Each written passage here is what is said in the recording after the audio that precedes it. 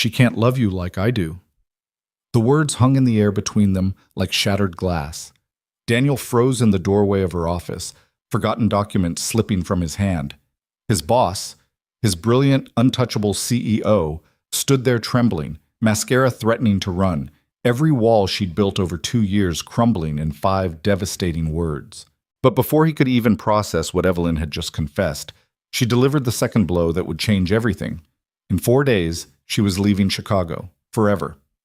If you want to see how this impossible confession transforms 2 broken lives, stay until the end. Hit that like button and comment what city you're watching from. I want to see how far this story reaches. The fluorescent lights of Hayes and Morrison Architecture hummed their usual 11 p.m. song. That particular frequency of exhaustion that Daniel had memorized somewhere between his wife's funeral and his daughter's 4th birthday. He shouldn't have been here.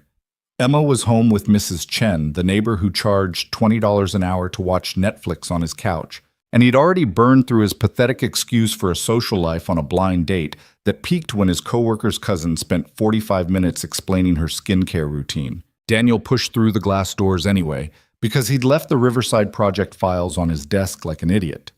And tomorrow's presentation to the city council wouldn't build itself on good intentions and desperation. The 23rd floor was dark, except for one office. Of course it was hers. Evelyn Carter's corner office glowed like a lighthouse, and Daniel felt something twist in his chest. That same complicated knot that had been tightening for 2 years. The one he pretended was professional respect, and nothing more complicated than that. He could grab his files and leave. Should grab his files and leave. But his feet carried him toward her door instead, because that's what happened when you spent 24 months learning someone's patterns. Evelyn worked late every Monday. She ordered Thai food when stressed and barely touched it. She took her coffee black with exactly 1 sugar, and she noticed things about people that nobody else bothered to see. She'd noticed him when he was drowning, even when he'd gotten so good at pretending he wasn't. "You're supposed to be on a date." Evelyn didn't look up from her computer, but her fingers had stopped moving across the keyboard. She wore her glasses, the ones she only put on after everyone else went home. The ones that made her look less like the youngest CEO in Chicago's architecture scene, and more like the 30-year-old woman who'd built an empire on 4 hours of sleep and pure stubborn brilliance. It ended early. Daniel lingered in the doorway, half in her office and half ready to run. Just needed to grab the Riverside files. That bad? She was nice. That's what people say when there's nothing else to say. Evelyn finally looked at him, and Daniel had to remind himself that eye contact with your boss wasn't supposed to feel like falling. "Let me guess. Your coworker set it up. Probably mentioned you're a widower within the first 5 minutes. She spent the whole dinner either tiptoeing around it or trying too hard to prove she's okay with your baggage." Daniel's laugh came out hollow. "She asked if Emma was dealing with the loss okay before we ordered appetizers." "Jesus." Evelyn pulled off her glasses and rubbed her eyes. She looked exhausted, which meant she'd been here since 6 a.m. again, running on coffee and whatever drove people who refused to settle for good enough. "You want a drink? I've got whiskey in my desk that's too expensive to waste on feeling sorry for ourselves, but I'm willing to make an exception." This was dangerous.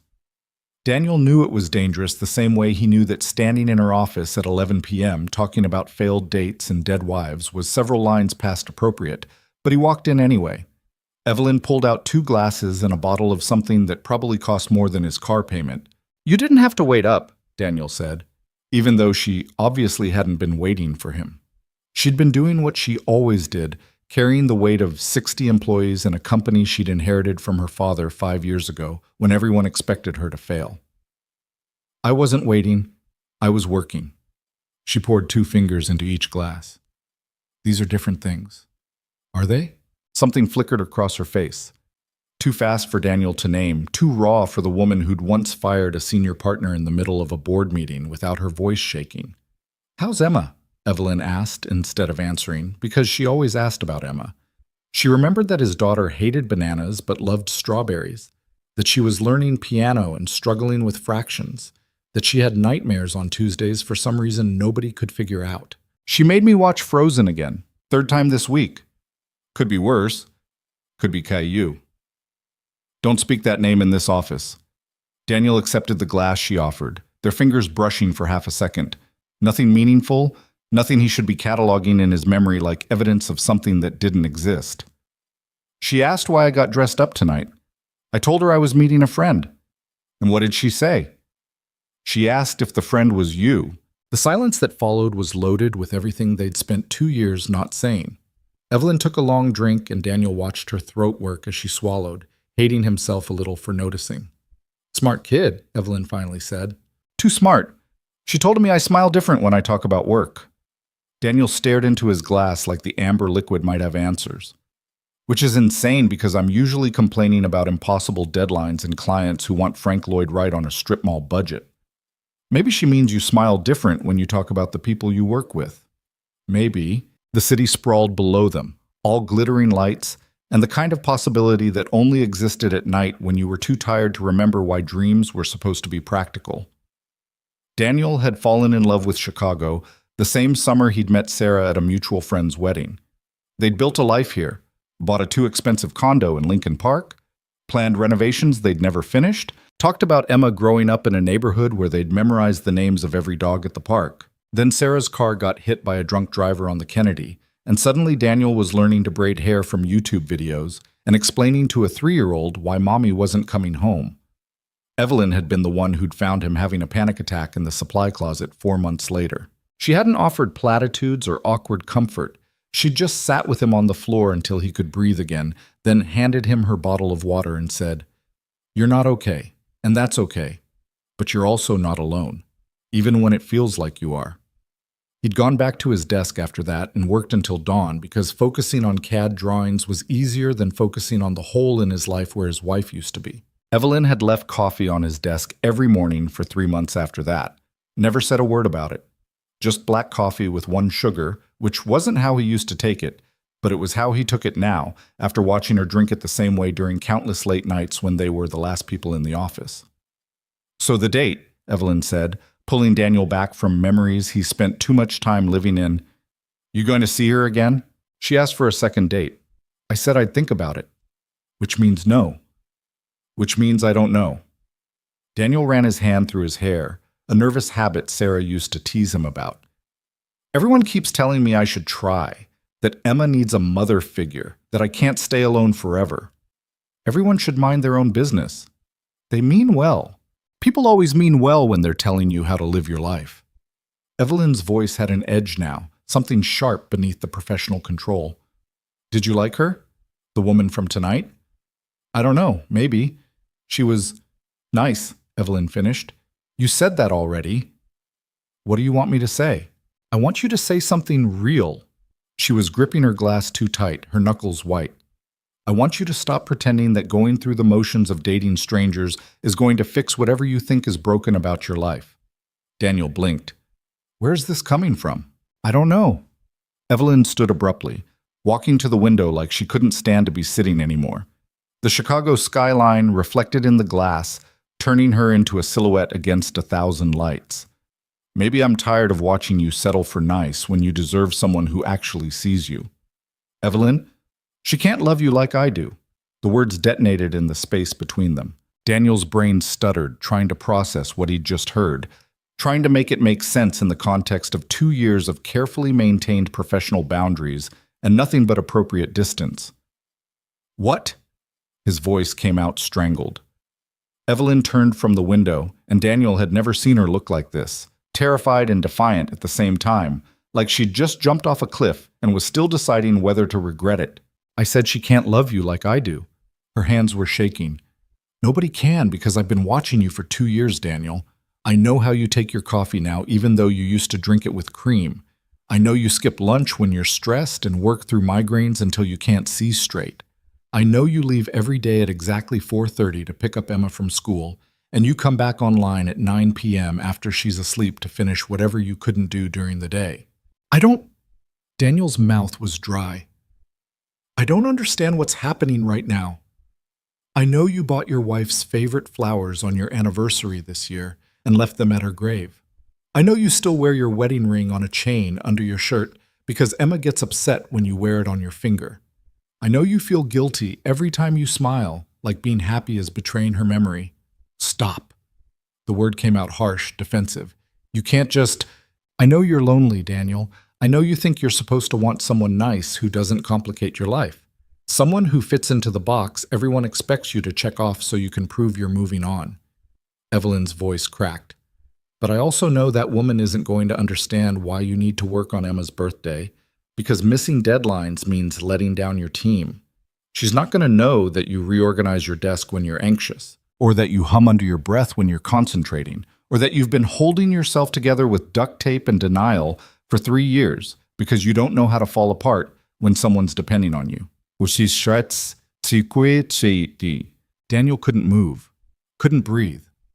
How long? He managed. Since the day you came back to work after the funeral. Evelyn laughed, but there was no humor in it.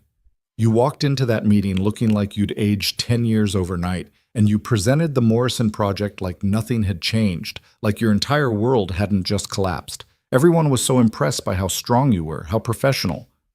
I had to be. I know. That's what broke me. She wiped at her eyes angrily, like crying was a betrayal of her own control. Watching you hold it together when all I wanted to do was tell you that it was okay to fall apart, that you didn't have to be strong all the time, that someone saw how hard you were fighting just to survive each day. Why didn't you say anything? Daniel's voice was barely a whisper. Because you're my employee, because you were grieving, because I'm your boss and there's a power dynamic and 1,000 reasons why this is inappropriate and impossible. And she stopped, pressing her palm against the window like she needed something solid to hold on to. And because I convinced myself that what I felt for you would go away if I just ignored it long enough. Did it? No. Evelyn turned back to face him, and her eyes were red, but her voice was steady. It got worse. Every time you stayed late to help someone else meet their deadline. Every time you defended your team in meetings when clients were being unreasonable. Every time you showed up exhausted and still found a way to smile at the receptionist and ask about her son's baseball game. You're good, Daniel. Not nice. Good. There's a difference. Daniel set down his glass before he dropped it. His hands were shaking. I don't know what to do with this, he admitted. You don't have to do anything. Evelyn took a shuddering breath. I couldn't watch you go on another date and pretend I was fine with it. I couldn't keep pretending that I haven't been in love with you for 2 years while you settle for someone who'll never know you the way I do. This is insane. Daniel was pacing now, his mind racing through every interaction they'd ever had, reframing every moment through this new impossible lens. You're my boss. I work for you. Emma, my daughter, she's 6 years old and I'm barely keeping my life together. And you're talking about… what? What are you talking about? I don't know. Evelyn's voice broke. I don't have a plan, Daniel. For once in my life, I don't have a strategy or a 5-year forecast or a backup option. I just know I'm standing here in my office at 11 p.m. telling you that I'm in love with you, and in 4 days I'm supposed to get on a plane to Boston. The room tilted. What? Boston. Evelyn's laugh was bitter. The board approved the expansion project. They want me to oversee the opening of our second office, build the team, establish our presence on the East Coast. It's everything I've been working toward for 3 years. When were you going to tell me? I got the approval yesterday. I was going to announce it to the senior team tomorrow. She met his eyes. You would have been the first to know if I'd told you before the official announcement, and I couldn't. I couldn't look at you and pretend this was just business. Daniel's mind was spinning. Evelyn was leaving. His boss was leaving. The company was expanding. And also apparently she'd been in love with him for 2 years, while he'd been too buried in survival mode to notice. How long will you be gone? Minimum 2 years. Maybe longer if the expansion goes well. Evelyn wrapped her arms around herself. I wasn't going to tell you how I felt. I was going to get on that plane and let you live your life and find someone nice who doesn't come with complications and a cross-country career that makes a relationship impossible. Then why did you? Because you came back here tonight smelling like someone else's perfume, talking about another date, and I realized I was out of time. She looked at him like she was memorizing him. I spent 2 years being professional and appropriate and putting your well-being before my feelings, and I have 4 days left before I leave, and I couldn't let you go without telling you that someone sees you, Daniel, really sees you. Not the widower everyone tiptoes around, not the struggling single father, just you. The silence stretched between them, heavy with everything unsaid and everything now spoken. Daniel should leave, should grab his files and walk out and process this somewhere other than her office where the smell of her perfume and the whiskey were making it hard to think straight. Instead, he asked, "How do you take your coffee?" Evelyn blinked. "What?" "Your coffee. How do you take it?" "Black. 1 sugar, you know that." "When did you start taking it that way?" She hesitated. "I don't remember." "Yes, you do." A pause, then quietly. 6 months after you came back from bereavement leave. You were drinking it black because you said you didn't have time to mess with cream and sugar anymore, and She stopped. "You started drinking it the same way," Daniel finished. "It's just coffee." "Is it?" He took a step closer. "What about the Thai food you order and never eat? You used to get Italian." "I don't." Emma's allergic to peanuts. Thai food is safer for cross-contamination in a shared office kitchen. Daniel's heart was hammering. "You changed what you ordered so she wouldn't be at risk on the days I brought her by after school." Evelyn looked away. "That's just being considerate." "When's my birthday?" "Daniel, when is it?" "March 14th. "What time was I born?" 2:23 p.m. Evelyn's voice was barely audible.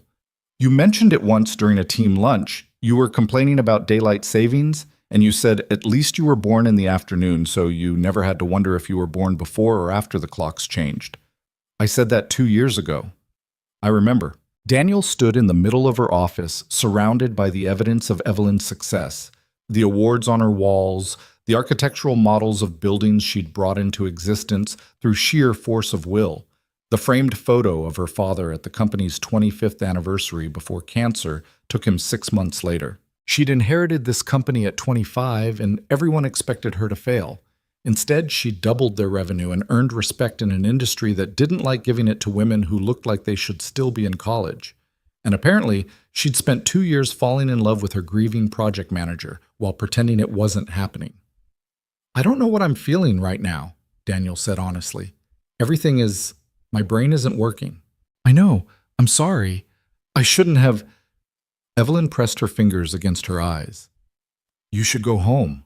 Emma needs you, and I need to prepare for tomorrow's announcement, and we both need to pretend this conversation never happened." "Is that what you want?" "It doesn't matter what I want." "Yes, it does." Daniel surprised himself with the certainty in his voice. "You just told me you've been in love with me for 2 years. You don't get to take it back and pretend it doesn't matter." "What do you want me to say, Daniel? That I'm hoping you'll suddenly realize you've been in love with me too? That you'll ask me not to go to Boston and we'll figure out how to make this work despite every ethical and professional reason why we shouldn't?" Her voice was sharp with pain. "I'm not that naive." "I didn't say you were." "Then what are you saying?" Daniel didn't have an answer. How could he? When he was still processing the fact that the woman he'd spent 2 years carefully not thinking about in any context beyond professional had just detonated every boundary between them? "I need time," he said finally. "I need to think." "You have 4 days." Evelyn's smile was sad. "Then I'm gone, and this becomes a complicated conversation that's easier to never have." Evelyn, go home, Daniel. Hug your daughter. Get some sleep. Tomorrow we're both going to walk into that office and be professional, and I'm going to announce the expansion, and you're going to congratulate me like a good colleague, and maybe if we're both really strong, we'll survive this without imploding." She was right. She was absolutely right. The smart thing, the safe thing, was to leave right now and never speak of this again. But Daniel couldn't make his feet move. "What if I don't want to pretend it never happened?" The words escaped before he could stop them. Evelyn's expression cracked open, showing everything she was trying to hide. "Then we're both in trouble, because I've spent 2 years building walls between us, and you just knocked them all down in one sentence." Maybe they needed to come down, or maybe they were protecting us both from something that can't work. She moved toward her desk, putting distance between them like physical space could restore the boundaries they'd just obliterated. "You're a single father with a 6-year-old daughter who needs stability. I'm your boss who's about to move 1,200 miles away for a job that's going to consume the next 2 years of my life minimum. Even if we both wanted this, which I'm not saying you do, it would be impossible." "Since when do you back down from impossible?" "Since the cost of failure is losing you completely." Evelyn's voice broke on the last word. If we try this and it doesn't work, I don't just lose whatever this could have been. I lose the person who makes me feel less alone in a job that's lonely by design. I lose the only man who's looked at me in 2 years and seen a person instead of a CEO or a networking opportunity or my father's daughter. Daniel's chest ached. I see you. I know, that's the problem. She managed a weak smile. You see me, and I see you, and we're standing in my office at midnight talking about feelings like we're teenagers instead of adults who should know better. Adults who should know better would have walked away from this conversation 10 minutes ago. Probably. Are you going to walk away? Evelyn looked at him across the distance of her office, and Daniel saw every emotion she'd spent 2 years hiding. I don't know how to do this halfway. If I let myself love you out loud instead of in secret, I'm not going to be able to stop. And when I leave for Boston, it's going to destroy me. Then don't leave. You don't mean that. Don't tell me what I mean. Daniel crossed the space between them in 3 strides. You just spent 10 minutes telling me how well you know me. Don't pretend you can't see that I'm terrified right now because everything I thought I understood about my life just shifted. And I don't know how to process it, but I know I don't want you to get on a plane in 4 days without figuring out what this is. Daniel, you said that woman from tonight can't love me like you do. Okay, maybe you're right, but you also can't love me from Boston. So what are you suggesting? That I turn down the opportunity I've been working toward for 3 years? That I sacrifice my career for a relationship that might not even work? Evelyn's voice was steady, but her eyes were bright with unshed tears. I can't ask you to wait for me, and I can't ask myself to give up everything I've built. I'm not asking you to give up anything. Daniel's mind was racing, trying to find a solution to an equation that didn't balance. I'm just asking for 4 days. 4 days to figure out if this thing between us is real, or if we're both just lonely and confusing proximity for connection.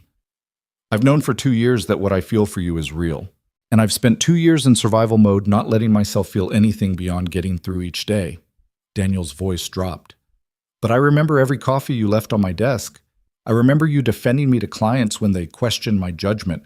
I remember you covering my afternoon meetings the day Emma had her tonsils out, even though you had a pitch to prepare. That's just being a decent boss. Is it? He searched her face. Or was it you finding excuses to take care of me when I wouldn't take care of myself? Evelyn looked away. This is a bad idea. Probably. We could both get hurt. We're already hurting. Daniel realized it as he said it. I've been hurting for 3 years, and you've been hurting while watching me hurt, and maybe we're both tired of pretending we're fine. And what about Emma? You can't just...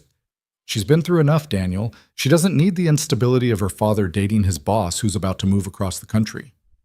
You're right. The acknowledgement hurt. She comes first. She always comes first.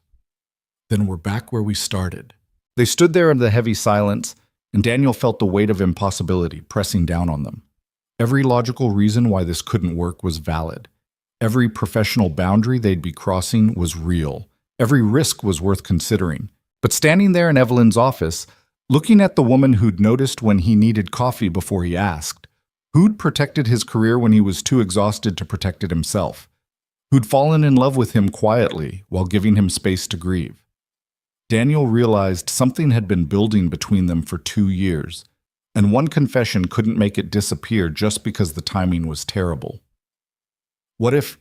Daniel started, then stopped, afraid to voice what he was thinking. What if what? What if we do this honestly? No games, no pretending it's just professional. 4 days. We talk, we figure out what this is, and then you get on that plane to Boston, and we both know where we stand.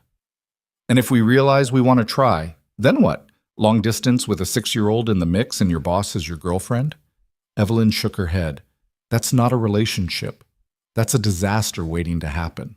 Maybe, or maybe... Daniel hesitated, then decided he'd already destroyed every boundary tonight. Maybe you're worth the risk. The words hung in the air between them. Evelyn's breath caught. You can't say things like that when you don't know what you're feeling yet. I know I'm feeling something. I've been feeling it for months and telling myself it was gratitude or professional respect or anything except what it actually is. Daniel ran his hand through his hair. I know that when you smile at me during meetings, my whole day gets better. I know I work late on Mondays because that's when you're here. I know Emma asks about you more than she asks about anyone else from my work, and I think it's because she hears how I talk about you when I don't realize I'm doing it. Daniel, stop. I know my wife died 3 years ago, and I loved her more than anything, and I thought I'd never feel like this again. And maybe I'm wrong. Maybe I'm confused and lonely, and you're the first person in years who's made me feel seen, and I'm mistaking that for something more. And if you are, then we figure it out in 4 days, and you go to Boston, and I stay here, and we both move on. Daniel met her eyes. But if I'm not wrong, if this is real, then we deserve to know before you leave. Evelyn looked at him for a long moment, and Daniel saw her fighting with herself, saw the professional CEO warring with the woman who'd just confessed 2 years of hidden feelings. 4 days, she finally whispered. 4 days. And then I'm getting on that plane regardless of what we figure out. The company needs this expansion, and I can't be the CEO who throws away a crucial opportunity because of a relationship. I wouldn't ask you to. Promise me. Evelyn's voice was fierce. Promise me that you won't ask me to choose between my career and this. That whatever happens, you'll support the decision I've already made. The words stuck in Daniel's throat because he wanted to ask her not to go, wanted to beg her to stay in Chicago, to build this thing between them without the complication of distance and time zones and an impossible situation. But looking at her, at the woman who'd clawed her way to the top of an industry that hadn't wanted to make room for her, who'd proven herself over and over again just to be taken seriously, Daniel knew he couldn't be one more person asking her to be smaller than she was. I promise, he said, meaning it. Boston isn't optional. I understand that. Okay. Evelyn's shoulders sagged slightly, like she'd been braced for a fight. Okay. So we have 4 days to figure out what this is without sabotaging both our futures in the process. Starting tomorrow. Starting tomorrow. She glanced at her watch. Which is technically in 6 hours, so you should probably go home before we make any more questionable decisions tonight. Daniel knew she was right, knew he should grab his files and leave before they crossed any more lines that couldn't be uncrossed. But he couldn't resist asking, what would you do differently if we had more than 4 days? Evelyn's smile was sad and soft at the same time. I'd take you to dinner somewhere that isn't a Thai restaurant making safety accommodations for your daughter's allergies. I'd ask about your favorite books and your worst subject in school and whether you actually like architecture or if you just fell into it. I'd want to know everything about you that I don't already know, which is probably less than I think because I've been paying attention even when I shouldn't have been. What's my worst subject in school? History. You mentioned it once when we were touring the Morrison site. The client was talking about historical preservation, and you made a joke about barely passing History 101 because you kept mixing up dates. Daniel's laugh was real this time. You're a little scary when you do that.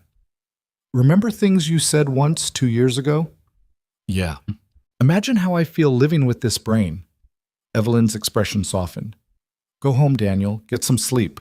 Tomorrow we're going to be professionals who work together, and then tomorrow night we're going to have dinner somewhere and actually talk without whiskey and midnight confessions making everything more dramatic than it needs to be. Is that a date? It's a conversation. She paused. That might also be a date. I don't know. We'll figure it out. Daniel finally moved toward the door, grabbing his forgotten files from where they'd fallen earlier. At the threshold, he turned back. Evelyn? Yeah? For what it's worth, I'm glad you told me, even if it makes everything more complicated. Her smile was worth every complication. Me too. Daniel left her office and walked through the empty building, his mind racing with everything that had just happened. 4 days to figure out if what he'd been feeling for months was real. 4 days to see if the woman who'd been his anchor through the worst years of his life could be something more. 4 days before she left for Boston and changed everything. He rode the elevator down 23 floors and stepped out into the Chicago night, the cold air hitting his face like a wake-up call. His phone buzzed with a text from Mrs. Chen. Emma's asleep. See you soon. Normal life, says simple life, the life he'd built for his daughter where everything was predictable and safe. And now Evelyn Carter had walked into it. Or maybe she'd been there all along, and he'd just been too busy surviving to notice.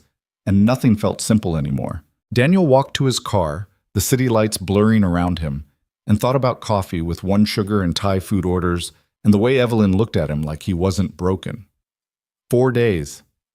Either it would be enough to change everything, or it would be just enough time to break both their hearts before distance made the choice for them.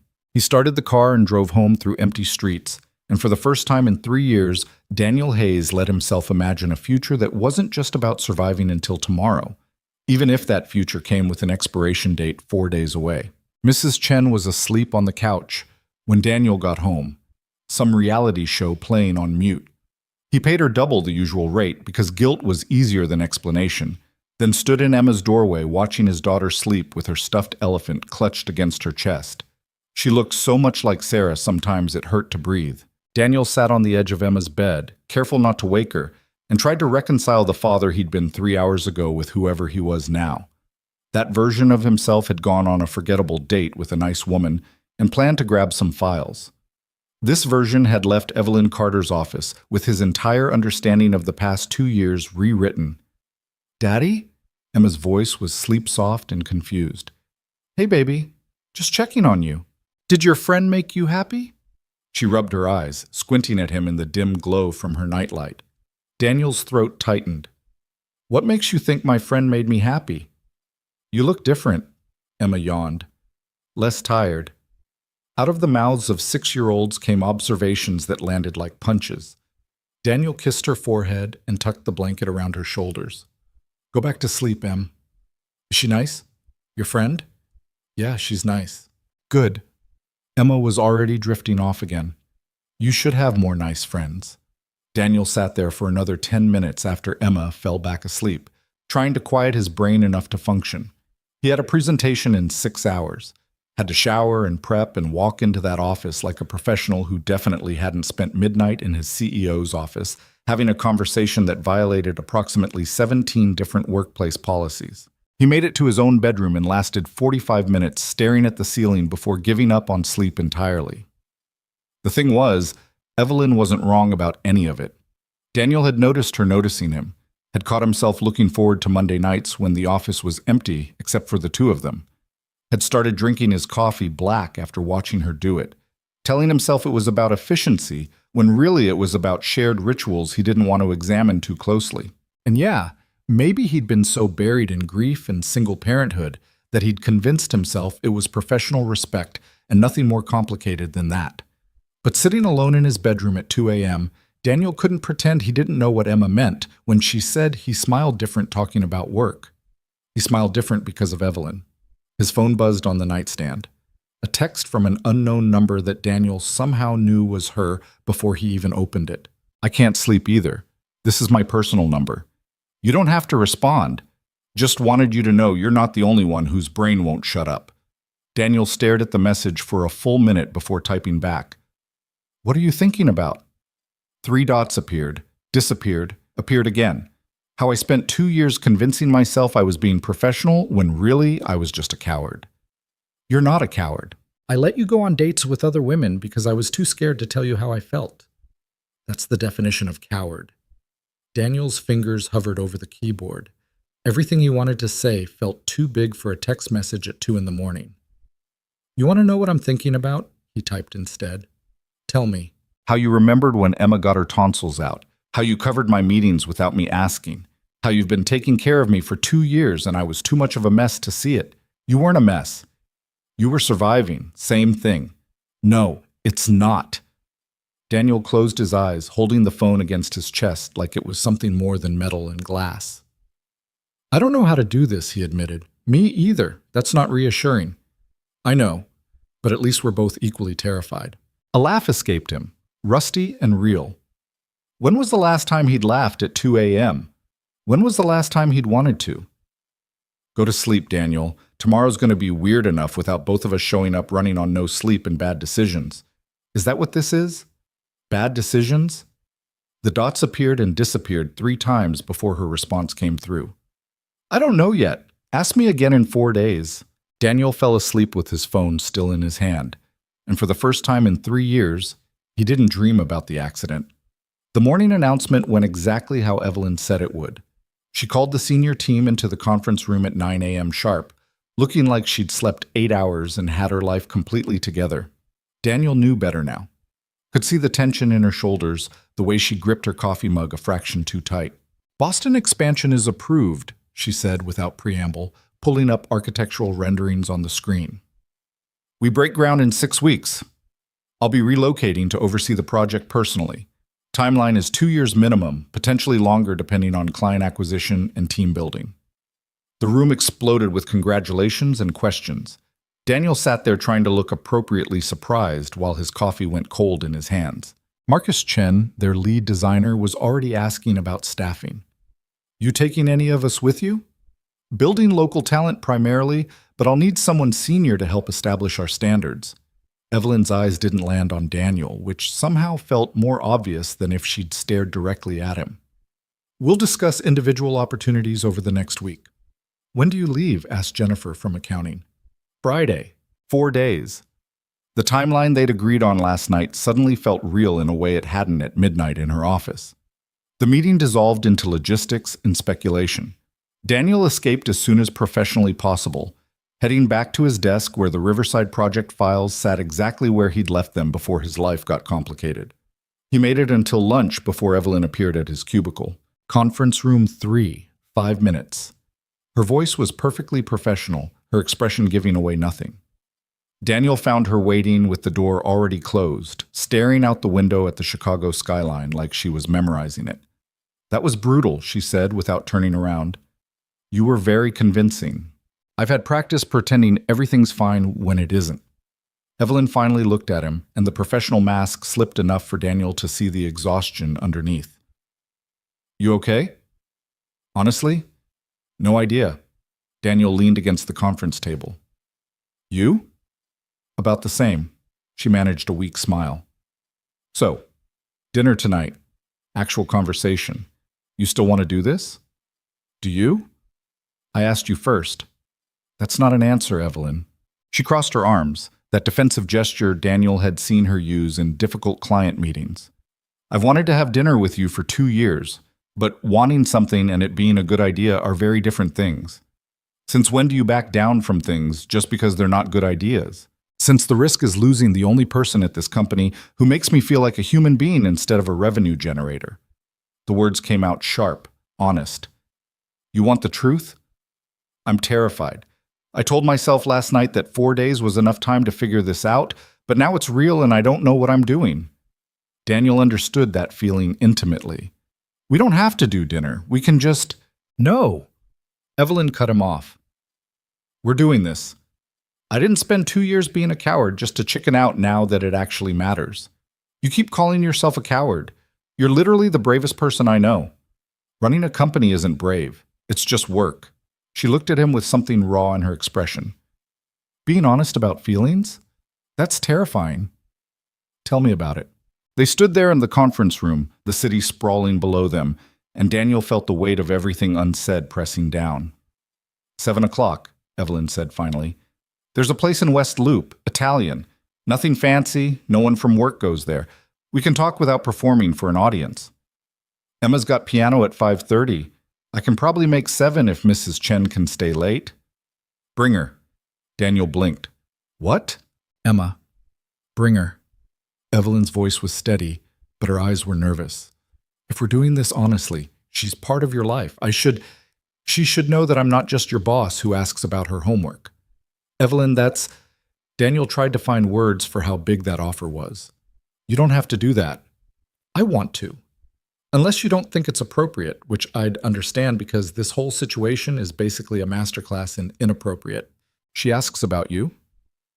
The admission slipped out before Daniel could stop it. When I get home from work. She asks if I saw you, what you said, if you seemed happy. Evelyn's expression softened. She does?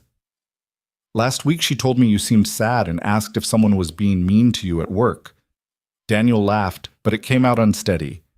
I told her you were just tired. She said I should bring you cookies to make you feel better. Did you? No. Because I'm an idiot who spent 2 years not noticing that my 6-year-old daughter was more emotionally intelligent than I was. You weren't an idiot. You were grieving. Can't I be both? Evelyn moved closer, close enough that Daniel could smell her perfume, something subtle and expensive that he'd memorized without meaning to. Bring her to dinner. We'll make it casual. Just 3 people eating pasta and having a conversation. 3 people, including a 6-year-old who's going to ask you 30 questions and spill marinara sauce on something. I survived board meetings with venture capitalists. I think I can handle dinner with a first grader. Daniel wanted to argue, wanted to protect Emma from the complication of whatever this was becoming, but he also knew Evelyn was right. If they were going to figure out what existed between them, Emma couldn't be edited out of the equation. Okay, he said. 7 o'clock. West Loop. Fair warning, though, she's going to monopolize the conversation. Good. Then we can hide behind discussing her favorite Disney movie instead of having another midnight confession situation. You regret last night? The question hung between them. No, Evelyn said quietly. I regret that it took me 2 years to be honest, but I don't regret telling you. Even though it makes everything complicated, especially because it makes everything complicated. She checked her watch. I have a call with the Boston team in 10 minutes. You should get back to Riverside before someone notices we've been in here too long. Daniel moved toward the door, then stopped. Hey, Evelyn? Yeah? Thank you for wanting to meet Emma. That means something. Her smile was small but real. She's important to you. That makes her important to me. The afternoon crawled by in a haze of CAD drawings and client emails that Daniel couldn't focus on properly. His mind kept circling back to Evelyn's office, to her confession, to the impossible situation they'd created by being honest. At 4:30, he left to pick up Emma from school like he did every day, and she bounced into the car chattering about her friend Sophie's birthday party, and how her teacher said she was getting really good at multiplication. Daddy, can we get McDonald's? Not tonight, baby. We're having dinner with someone. Emma's eyes went wide. Is it your friend, the one from last night? Daniel's hands tightened on the steering wheel. Yeah, Miss Carter from my work. You remember her, right? The pretty lady who brought me the coloring book when I visited your office. That had been 8 months ago when Emma's school had an unexpected closure and Daniel had no backup childcare. Evelyn had cleared her afternoon calendar without being asked, set Emma up in the conference room with activities, and later that night texted Daniel a photo she'd taken of Emma's drawing with the caption, "She's talented. Must get it from her dad's side." That's her, Daniel confirmed. She wants to have dinner with us. Italian food. You okay with that? Is she your girlfriend? The question nearly made Daniel run a red light. What? No, she's my boss, Em. We work together. But you like her. It wasn't a question. You get happy when you talk about her. Daniel pulled into a parking spot near Emma's piano teacher's apartment and turned to look at his daughter. When had she gotten so observant? When had he become so obvious? It's complicated, he said finally. That's what grown-ups say when the answer is yes, but they don't want to admit it. Who taught you that? Sophie's mom. She says it about Sophie's dad all the time. Daniel made a mental note to have fewer conversations within Emma's hearing range. Miss Carter is someone I care about, but she's also my boss and she's moving to Boston for work, and we're just having dinner to talk. That's all. Okay. Emma unbuckled her seatbelt, apparently satisfied with that non-answer. Can I wear my blue dress? It's just dinner, baby. You don't need to get fancy. But she's pretty, and I want to look nice too. Something in Daniel's chest cracked open. Okay, blue dress it is. Piano lesson lasted 45 minutes, during which Daniel sat in the waiting area and tried not to spiral. This was insane. He was taking his 6-year-old daughter to dinner with his boss, who'd confessed to being in love with him less than 24 hours ago. There was no version of this situation that wasn't a spectacularly bad idea. But when Emma emerged from her lesson beaming because she'd finally mastered the piece she'd been struggling with, Daniel thought about Evelyn remembering her peanut allergy and buying her a coloring book and asking about her homework. Maybe this wasn't about being smart or safe. Maybe it was about letting someone into their life who'd already been there all along. They went home to change, and Daniel spent too long staring at his closet trying to figure out what you wore to dinner with your boss/potential, whatever, that also involved your first grader. He settled on jeans and a button-down that Sarah had bought him 4 years ago, then immediately changed shirts because wearing something his dead wife had picked felt like bringing a ghost to dinner. Emma appeared in her blue dress with her hair in pigtails that Daniel had managed without too many bumps. Do I look okay, Daddy? You look beautiful, baby. Do you look okay? Daniel laughed despite himself. I don't know, do I? Emma studied him seriously. You look nervous. I am nervous. Why? It's just dinner. If only it were that simple. They arrived at the restaurant at 7:03, which meant Daniel had spent 3 minutes circling the block trying to find parking while his heart attempted to exit his body through his throat. The place was exactly what Evelyn had described. Small, warm, busy enough for privacy, but not so crowded you couldn't hear yourself think.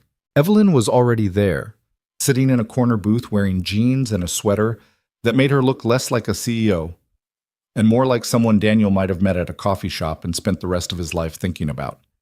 She stood when she saw them, and Daniel watched her nervous energy transform into something genuine when Emma ran up to her. "Hi, Miss Carter." "Hi, Emma. Wow, I love your dress." "Thank you. Daddy let me pick it special." Emma climbed into the booth without any of the shyness Daniel had worried about. "Are you really moving to Boston?" Evelyn shot Daniel a look, surprised but not upset. "I am, for work." "That's far away." "It is." "Are you sad about leaving?" "Emma?" Daniel intervened gently.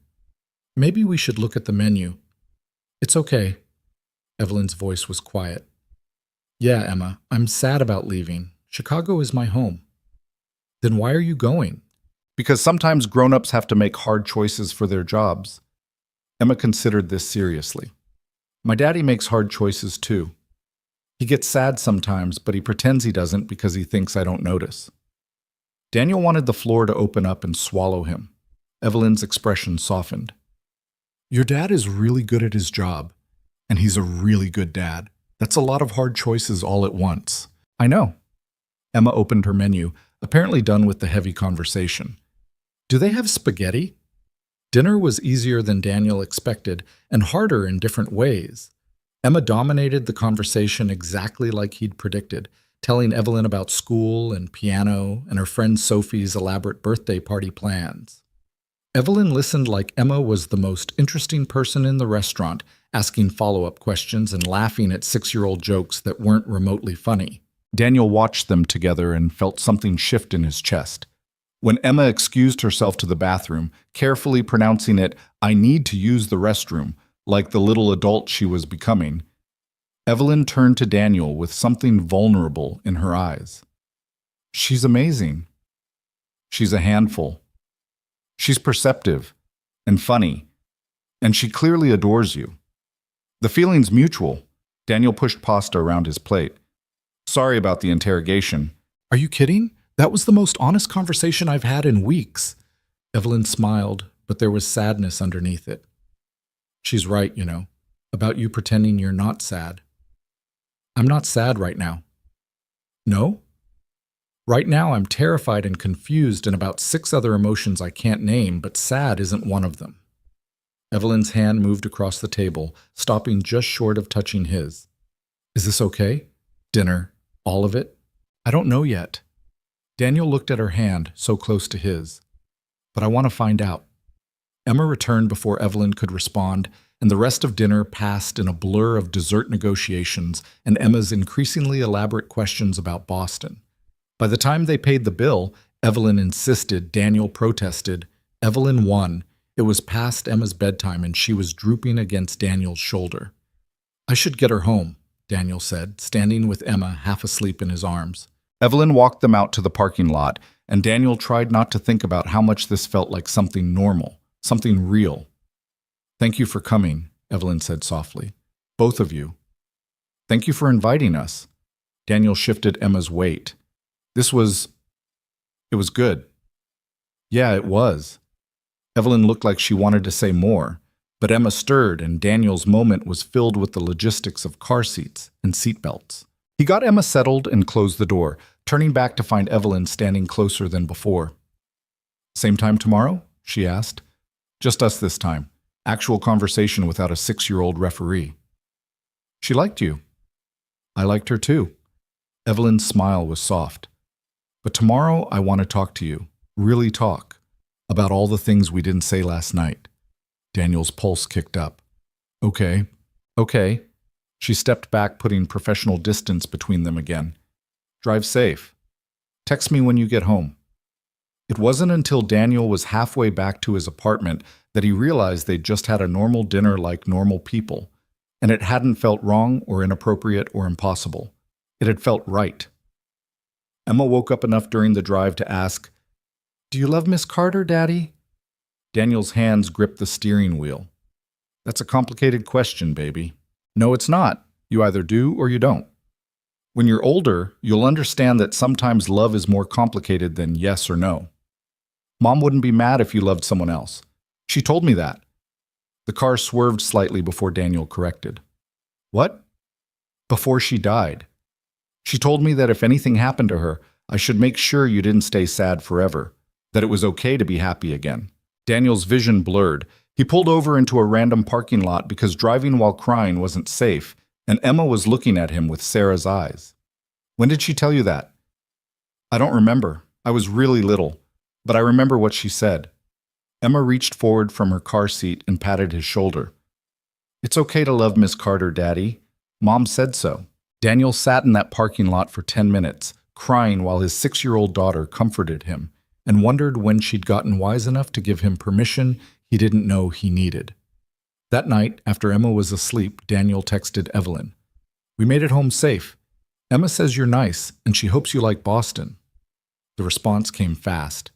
"Tell her I said thank you, and that I'm sorry I won't be around to hear her piano recital when she masters that piece she's working on." "How did you know about her recital?" "You mentioned it 3 weeks ago. You were stressed about finding time to practice with her between projects." Daniel stared at his phone. "You remember that?" "I remember everything you tell me, Daniel. That's kind of my problem." He didn't know how to respond to that, so he sent what he was thinking instead. "Emma asked if I love you." The 3 dots appeared and disappeared 4 times.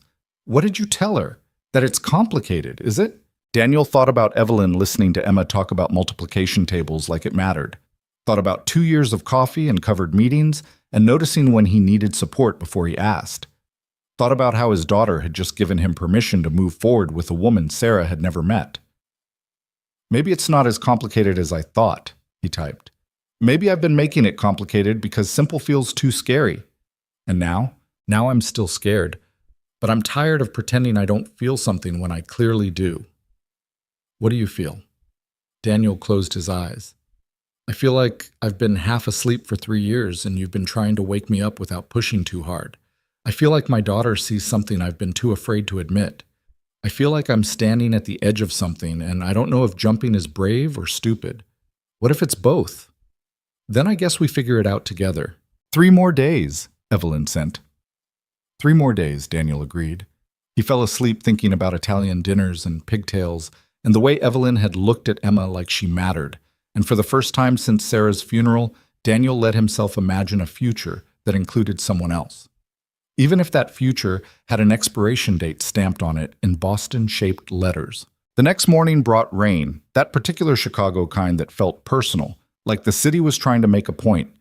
Daniel sat through the project meeting, barely hearing Marcus present the updated Morrison renderings, his mind stuck on the text conversation from last night that had kept him awake until 3 a.m. Evelyn sat at the head of the table looking perfectly composed, asking pointed questions about structural load and timeline compression, and Daniel wondered if anyone else could see the tension in her jaw, or if 2 years of observation had made him fluent in reading her tells.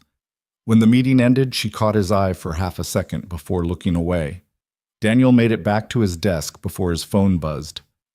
Lunch. That sandwich place on Franklin. Noon. Not a question. He typed back anyway. What if I have plans? Do you? No. Then see you at noon.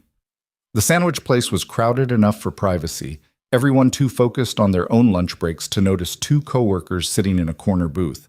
Evelyn was already there when Daniel arrived, picking at a salad she clearly had no intention of eating. You look tired, she said instead of hello. Couldn't sleep. Yeah, me either. Evelyn pushed the salad away. I keep replaying last night. Emma asking if you love me, you telling her it's complicated. It is complicated. Daniel, I'm leaving in 3 days. If we're going to have an honest conversation about what this is, we need to stop hiding behind "it's complicated" and actually talk. Daniel sat down across from her, the table feeling like both a barrier and the only thing keeping him grounded. Okay, what do you want to talk about? What happens after Friday? The question landed heavy between them. I don't know, Daniel admitted. You get on a plane, you go to Boston, you build an empire, or whatever it is you do when you're not here. And you? I stay here, raise Emma, work on projects, try to figure out what I'm supposed to do with the fact that my boss just completely rewired how I understand the last 2 years of my life. Evelyn flinched. I didn't mean to rewire anything. I couldn't watch you date someone else and keep pretending I was fine with it. I know. Daniel leaned forward. But now I'm sitting here trying to figure out what's real and what's just, I don't know, proximity? Loneliness? Me projecting because you've been kind to me when I needed it? Is that what you think this is? I don't know what to think. 2 days ago, you were my boss, someone I respected and maybe had some feelings for that I'd shoved down so far I could pretend they didn't exist. Now you're telling me you've been in love with me for 2 years, and I'm trying to catch up, and I don't know if what I'm feeling is real or if I'm just responding because someone finally saw me. Evelyn was quiet for a long moment. When she spoke, her voice was careful. What did you feel last night? At dinner? Terrified. Besides terrified. Daniel thought about Emma in her blue dress, chattering about piano. Thought about Evelyn listening like it mattered, asking questions that showed she'd been paying attention to his daughter's life through throwaway comments Daniel had made months ago. I felt like we fit, he said quietly. The three of us. Like it wasn't forced or awkward, it was just right. And that scared me more than anything because right feels impossible when you're leaving in 3 days. What if I wasn't leaving? Don't do that. Daniel's voice came out sharper than he intended. Don't create hypotheticals that aren't real. You are leaving. You should leave. This expansion is everything you've worked for, and I'm not going to be the reason you give it up. I'm not asking you to be. I'm asking what you'd want if the circumstances were different. Daniel ran his hand through his hair, frustration building. Why does that matter? The circumstances aren't different. You're leaving Friday, and I'm staying here and creating some fantasy version where that's not true doesn't help either of us. It helps me know if this is worth fighting for. Evelyn's voice cracked slightly. Because if you tell me that without Boston in the equation, you'd want to try this, then I know it's real. That it's not just me feeling something you're only responding to because I said it first. You think I'm just being polite? Daniel almost laughed. Evelyn, I spent last night lying awake trying to figure out when I fell for you, and the honest answer is, I don't know. Maybe it was the first time you left coffee on my desk. Maybe it was when you sat with me in that supply closet and didn't try to fix me. Maybe it was watching you with Emma last night, seeing you care about her because she matters to me. Then what's the problem? The problem is that wanting something and being able to have it are different things. Daniel kept his voice low but intense. The problem is I have a 6-year-old daughter who just lost her mother 3 years ago, and I can't drag her into a relationship that's doomed from the start because of distance and timing and every logical reason why this won't work. So you're giving up before we even try. I'm being realistic. No. Evelyn leaned forward, her eyes fierce. You're being scared. Which I get, Daniel, because I'm scared too. But don't pretend this is about logic when it's about fear. Maybe fear is logical when the alternative is hurting my daughter. Or maybe you're using Emma as an excuse because admitting you want this is harder than hiding behind being a responsible parent. The words hit like a slap. Daniel sat back, anger and hurt mixing into something he couldn't name. That's not fair, isn't it? Evelyn's voice was quiet now, almost sad. You just told me we fit last night, that it felt right. But instead of talking about what that means or how we might make it work, you're already listing all the reasons why it's impossible. Because it is impossible.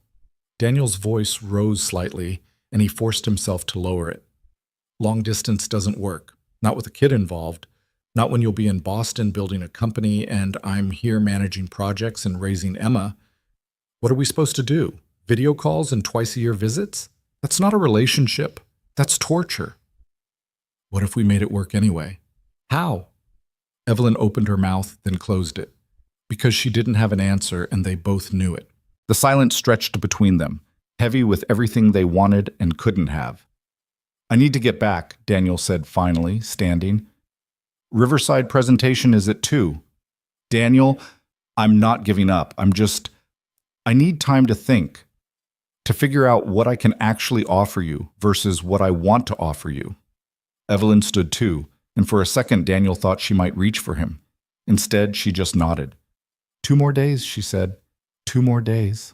Daniel walked back to the office through the rain, letting it soak through his jacket because external discomfort was easier to process than the knot in his chest. The Riverside presentation went fine, which meant Daniel functioned on autopilot while his brain replayed the lunch conversation on an endless loop. When it ended, he had 17 emails waiting and a voicemail from Emma's school about early pickup tomorrow for parent-teacher conferences. Normal life, continuing like nothing had changed. His phone buzzed with a text from Marcus. Drinks after work? You look like you need one. Daniel almost said no, then realized sitting alone with his thoughts sounded worse. Yeah. Usual place? See you at 6. The usual place was a dive bar 3 blocks from the office that served cheap beer and didn't ask questions. Marcus was already there, 2 bottles waiting. Rough day? Marcus asked, sliding one across. Something like that. You've been weird since the Boston announcement. Everything okay? Daniel took a long drink instead of answering. Marcus studied him.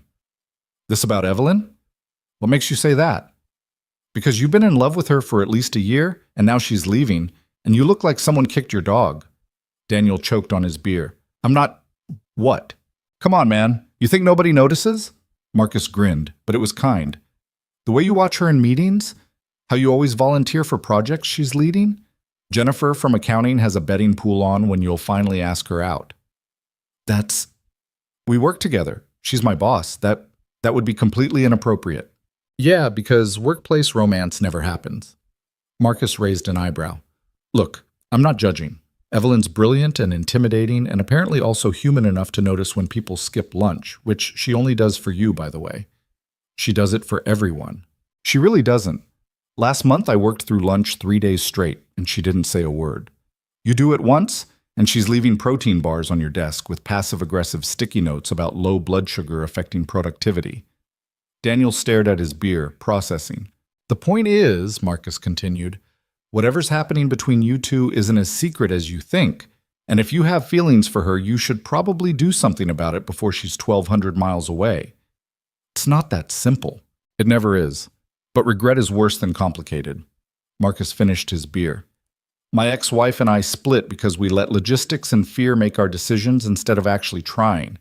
Now I see my kids every other weekend and wonder what would have happened if we'd fought harder. I have Emma to think about.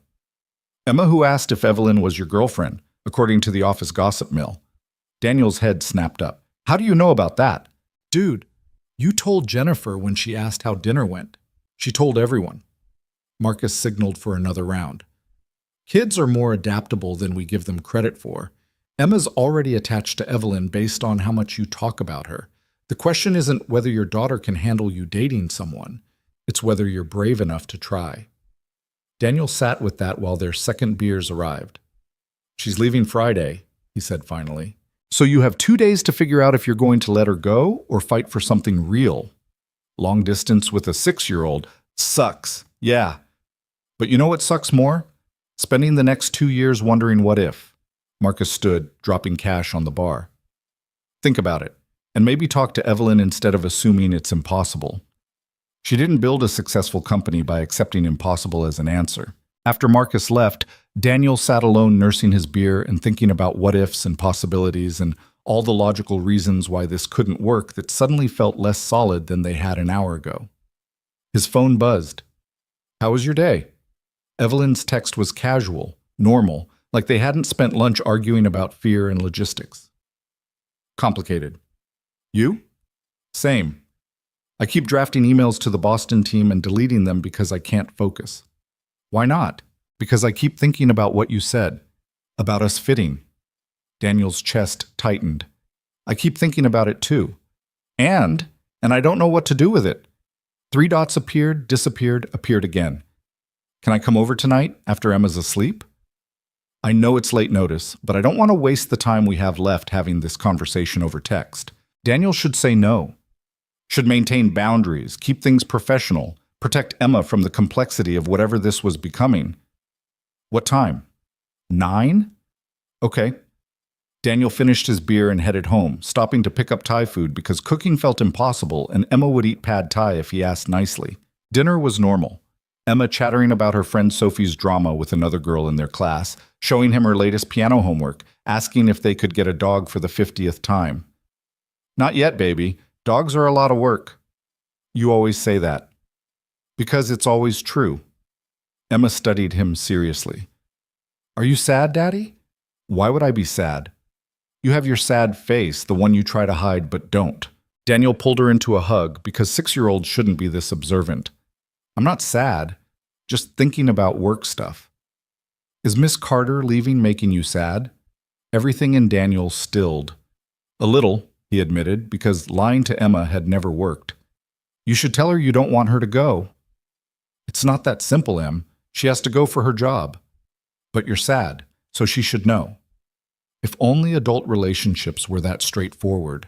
Daniel got Emma through bath time and into bed, reading 3 chapters of the book they were working through before she finally fell asleep.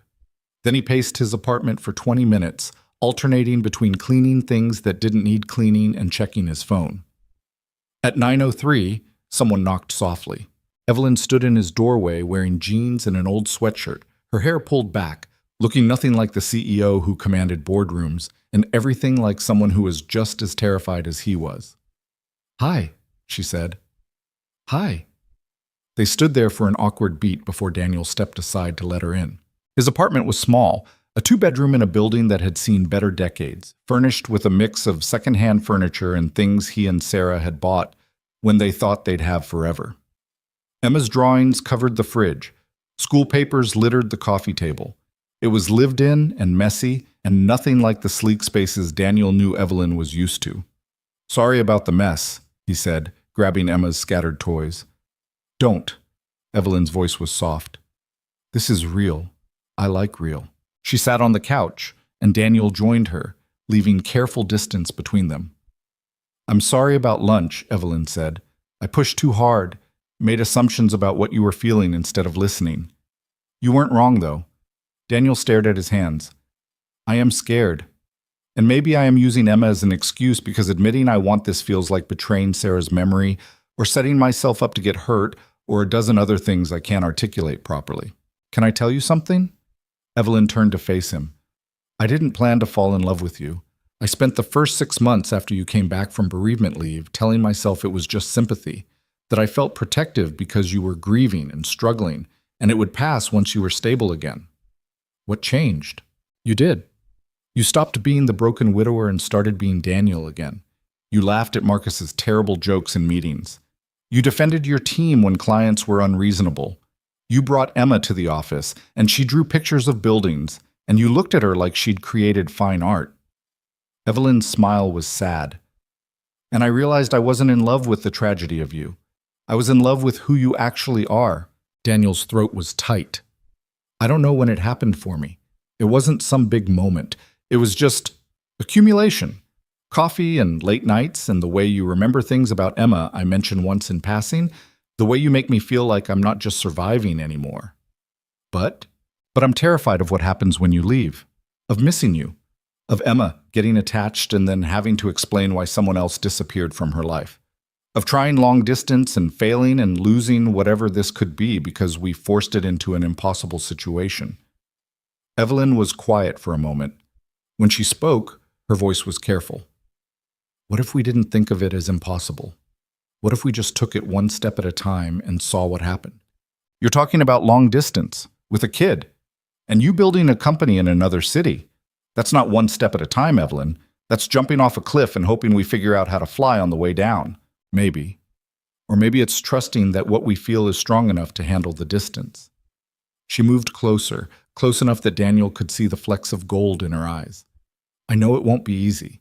I know there'll be missed calls and lonely nights and moments where it feels impossible, but I also know that walking away without trying feels worse than any of that. What if we try and it doesn't work? What if the distance kills it and we both end up hurt and Emma gets caught in the middle? What if we try and it does work? Evelyn countered. What if we're stronger than we think? What if 2 years of building whatever this is means we have a foundation that can handle 1,200 miles? Daniel wanted to believe her, wanted to trust that love was enough to bridge distance and time zones and all the practical complications that made this feel impossible. I need you to understand something, he said slowly. If we do this, Emma comes first. Always. Which means if she's struggling or it's affecting her negatively, I have to choose her, even if it means ending things with you. I wouldn't expect anything less. Evelyn's voice was steady. She's your daughter. Of course she comes first. And you have to promise me you won't sacrifice your career for this, that Boston stays non-negotiable, and if we can't make long-distance work, you don't come back early or turn down opportunities because of me. Daniel, promise me, Evelyn, because I can't be the reason you give up everything you've worked for. I won't be that person. She was quiet for a long moment, and Daniel could see her fighting with herself. Okay, she finally said, I promise. Boston stays the plan. My career doesn't get sacrificed. We figure this out within those boundaries, or we don't figure it out at all. Okay? They sat there in the dim light of Daniel's living room, surrounded by the evidence of his life with Emma, and Daniel felt the last of his resistance crumbling. I want to try, he said quietly. I'm terrified, and I don't know how we make this work. But I want to try. Evelyn's breath caught. Yeah? Yeah. Daniel finally closed the distance between them, taking her hand. I've spent 3 years in survival mode, and you make me feel like there's more than just getting through each day. I don't want to lose that. You won't. Her fingers tightened around his. We'll figure it out. Video calls and visits and whatever it takes to make this work. It's going to be hard. Most good things are. Daniel looked at their joined hands, thinking about coffee with 1 sugar and Thai food ordered for safety and 2 years of someone noticing him when he thought he was invisible. When do you leave? Friday afternoon, 4 o'clock flight. 2 days. They had 2 days to build a foundation for something that would be tested immediately by distance and circumstance, and every logical reason why this shouldn't work. Tomorrow night, Daniel said, after Emma's asleep. Just us. A real date. No kid interruptions, no work talk, just us. Figuring out what this actually is before you go. Where? I don't know yet. Somewhere we can talk without an audience, somewhere that feels like a beginning instead of an ending. Evelyn smiled, and it was the first genuine, unguarded smile Daniel had seen since this whole thing started. Okay, she said, tomorrow night, a real date. Our first actual first date. Technically third if you count the other 2 dinners. Those were reconnaissance. This is official. Daniel laughed, and it felt good, felt right. They sat there for another hour talking about logistics and fears and what long distance might actually look like. Evelyn promised to fly back once a month at minimum. Daniel promised to be honest if Emma struggled. They made plans without guarantees, building something fragile and hopeful in the space between Thursday night and Friday afternoon. When Evelyn finally left, standing in his doorway at midnight, looking beautiful and terrified and determined, she kissed his cheek and whispered, "Thank you for being brave enough to try." Daniel watched her drive away, then went to check on Emma. His daughter was sprawled across her bed, clutching her stuffed elephant, and Daniel sat on the floor beside her. I hope I'm doing the right thing, he whispered to the sleeping 6-year-old who'd given him permission to move forward. I hope you understand someday why this was worth the risk. Emma didn't answer, just kept sleeping peacefully, and Daniel took that as whatever kind of sign he needed. The next morning was chaos. Emma couldn't find her homework, Daniel burned the toast, and they were late leaving for school. But underneath the normal routine, Daniel felt something different, something like hope. At work, Evelyn caught his eye during the morning meeting and smiled, and Daniel smiled back, and Marcus gave him a knowing look that Daniel ignored. His phone buzzed at lunch. Still on for tonight? Absolutely. Where are we going? It's a surprise. Pick you up at 8? I'll be ready. Daniel spent the afternoon distracted, barely focusing on the CAD drawings that needed his attention. At 4:30, he left to get Emma, and she bounced into the car full of news about her day. Sophie's having a sleepover this weekend and she invited me. That sounds fun, baby. Can I go, please? Daniel's brain stuttered. A sleepover this weekend meant Saturday night, meant Emma wouldn't be home, meant he and Evelyn could have more than just one evening before she left. Let me talk to Sophie's mom and make sure it's okay. Emma squealed, already planning what stuffed animals she'd bring. That night, after Emma was asleep and Mrs. Chen had agreed to stay late, Daniel changed clothes 3 times before settling on something that felt like himself. Jeans, a button-down, nothing too formal or trying too hard. At 8 exactly, Evelyn knocked. She wore a dress Daniel had never seen before, something simple and dark that made her look less like his CEO and more like someone he might have met anywhere else and fallen for just as hard. "Hi," she said. "Hi."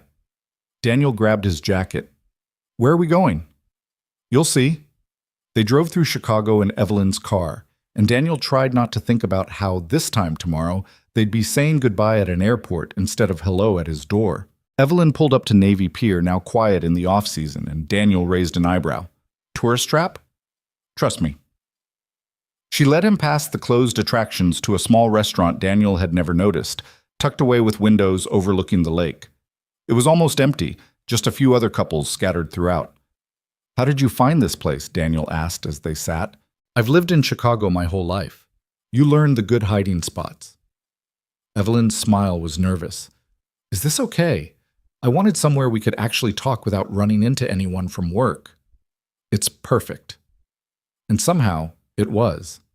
They ordered food neither of them ate much of, too focused on the conversation that mattered more than dinner. "Tell me something I don't know about you," Evelyn said. "Something you've never told anyone at work." Daniel thought about it.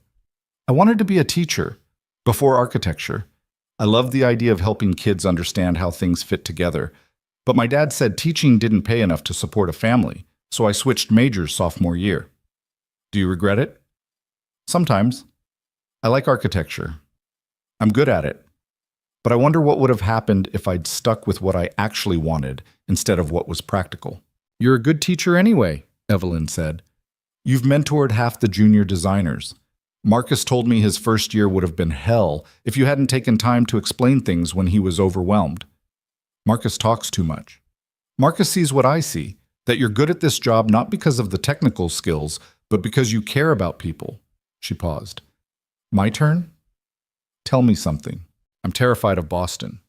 The admission came out quiet. "Everyone thinks I'm so confident, so ready to do this expansion, but I wake up at 3 a.m. wondering if I'm making a huge mistake. If I'm going to fail and prove right everyone who thought a 30-year-old woman couldn't run this company." Daniel reached across the table, taking her hand. "You're not going to fail?" "You don't know that." "Yes, I do. Because I've watched you turn impossible situations into successful projects for 2 years. Because you don't give up when things get hard. Because you're the most determined person I've ever met." Evelyn's eyes were bright. "What if I'm not as strong as everyone thinks?" "Then you're still stronger than you give yourself credit for." Daniel squeezed her hand. "And you don't have to do it alone. I might be 1,200 miles away, but I'm still here. Whatever you need." "What I need is for this to work." Her voice cracked slightly. "I need to know that when I'm in Boston building this company, you're in Chicago being patient with my missed calls and understanding when I'm too exhausted to talk. I need to know Emma won't forget me between visits. I need... Hey." Daniel moved his chair closer. "We're going to make this work. It's not going to be perfect. We're going to have hard days and miscommunications and moments where the distance feels unbearable. But we're also going to figure it out because giving up isn't an option." "You sound sure." "I'm faking it, but I'm faking it convincingly, right?" Evelyn laughed through tears, and Daniel realized this was what love looked like. Messy and scared and trying anyway. They stayed at the restaurant until closing, talking about everything and nothing. Evelyn told him about her father's death, about inheriting a company at 25 and being terrified she'd destroy his legacy. Daniel told her about Sarah, about the accident, about the guilt he still carried for being at work when it happened instead of being there. By the time they left, it was past midnight and the city was quiet around them. Evelyn drove him home, and at his door Daniel didn't want to let her go. "Tomorrow's your last day," he said. "I know." "I don't know how to say goodbye to you." "Then don't." Evelyn moved closer. "Say see you later. Say this isn't ending, just changing. Say anything except goodbye." Daniel kissed her then, soft and careful, and it felt like a promise and a question at the same time. When they pulled apart, Evelyn was smiling through tears. "See you at work tomorrow," she whispered. "See you tomorrow." Daniel watched her drive away, then went inside where Emma was still asleep and his life was still waiting, and let himself believe that maybe impossible wasn't the final answer after all. Friday arrived with the kind of crisp autumn morning that made Chicago feel like the center of the universe, and Daniel woke up with his chest already tight, knowing that by tonight, Evelyn would be gone. Emma was unusually quiet during breakfast, pushing her cereal around the bowl without eating much. "You okay, baby? Is Miss Carter leaving today?" Daniel's coffee suddenly tasted like regret. "Yeah, her flight's this afternoon." "Are you sad?" "A little." Emma looked at him with those two observant eyes. "A lot, I think." "Maybe a lot," Daniel admitted, because lying to his daughter had never worked and wasn't going to start now. "Can we say goodbye to her?" Daniel's throat closed up. "I don't know if that's a good idea, Em. She's probably really busy getting ready." "Please, Daddy, I want to give her something." "What do you want to give her?" Emma disappeared into her room and came back holding a drawing she must have made yesterday, a building with windows and people inside, and 3 stick figures standing in front labeled Daddy, Me, and Miss Carter in her careful first-grade handwriting. Daniel's vision blurred. "That's beautiful, baby. I want her to remember us when she's in Boston, so she knows we miss her." How did he end up with a 6-year-old who understood feelings better than most adults? Daniel pulled Emma into a hug and texted Evelyn before he could overthink it. "Emma made you something. Can we stop by before you leave for the airport?" The response came fast. "Please, I was hoping I'd see her one more time." Daniel got Emma to school, sat through 3 meetings he barely remembered, and somehow made it to 4 o'clock when his phone buzzed with Evelyn's location. She wasn't at the office. She was at her apartment, a place Daniel had never been. He picked up Emma and drove to an address in Gold Coast, a building so expensive Daniel felt underdressed just parking in front of it. They rode the elevator to the 15th floor, and Emma clutched her drawing the whole way. Evelyn answered the door in jeans and a sweatshirt, her hair pulled back, surrounded by half-packed suitcases and the organized chaos of someone trying to condense their life into luggage. "Hi," she said, and her voice was already unsteady. "Hi." Daniel stepped inside with Emma, taking in the apartment that was so completely Evelyn it hurt. Minimalist and elegant with unexpected touches of warmth, books everywhere, plants by the windows, a photo of her father on the mantel. Emma walked straight up to Evelyn and held out the drawing.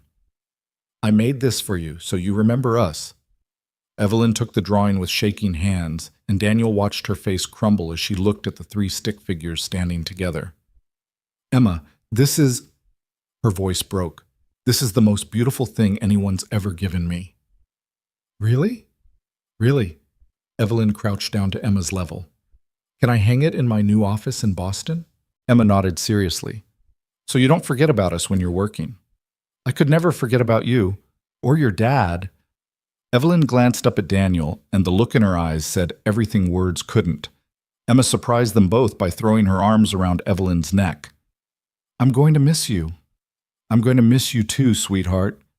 Evelyn hugged her back, and Daniel had to look away because watching them say goodbye was destroying him. When Emma finally let go, she looked between Daniel and Evelyn with that knowing expression that made her seem far older than 6. "You should hug Daddy too. He's sadder than me."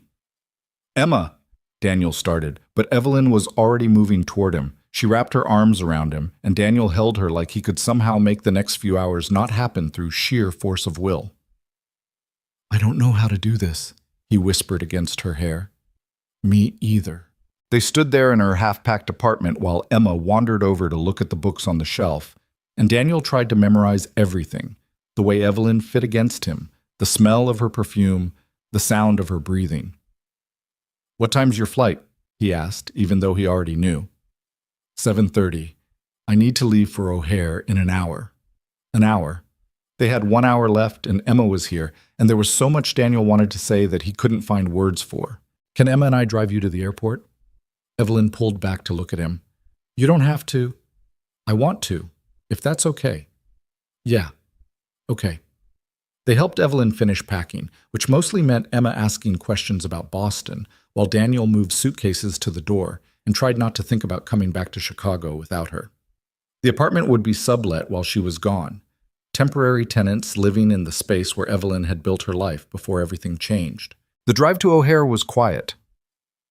Emma fell asleep in the back seat 10 minutes in, exhausted from the emotional weight of goodbye, and Daniel reached across the console to take Evelyn's hand. "I'm terrified," she said quietly. "Of Boston?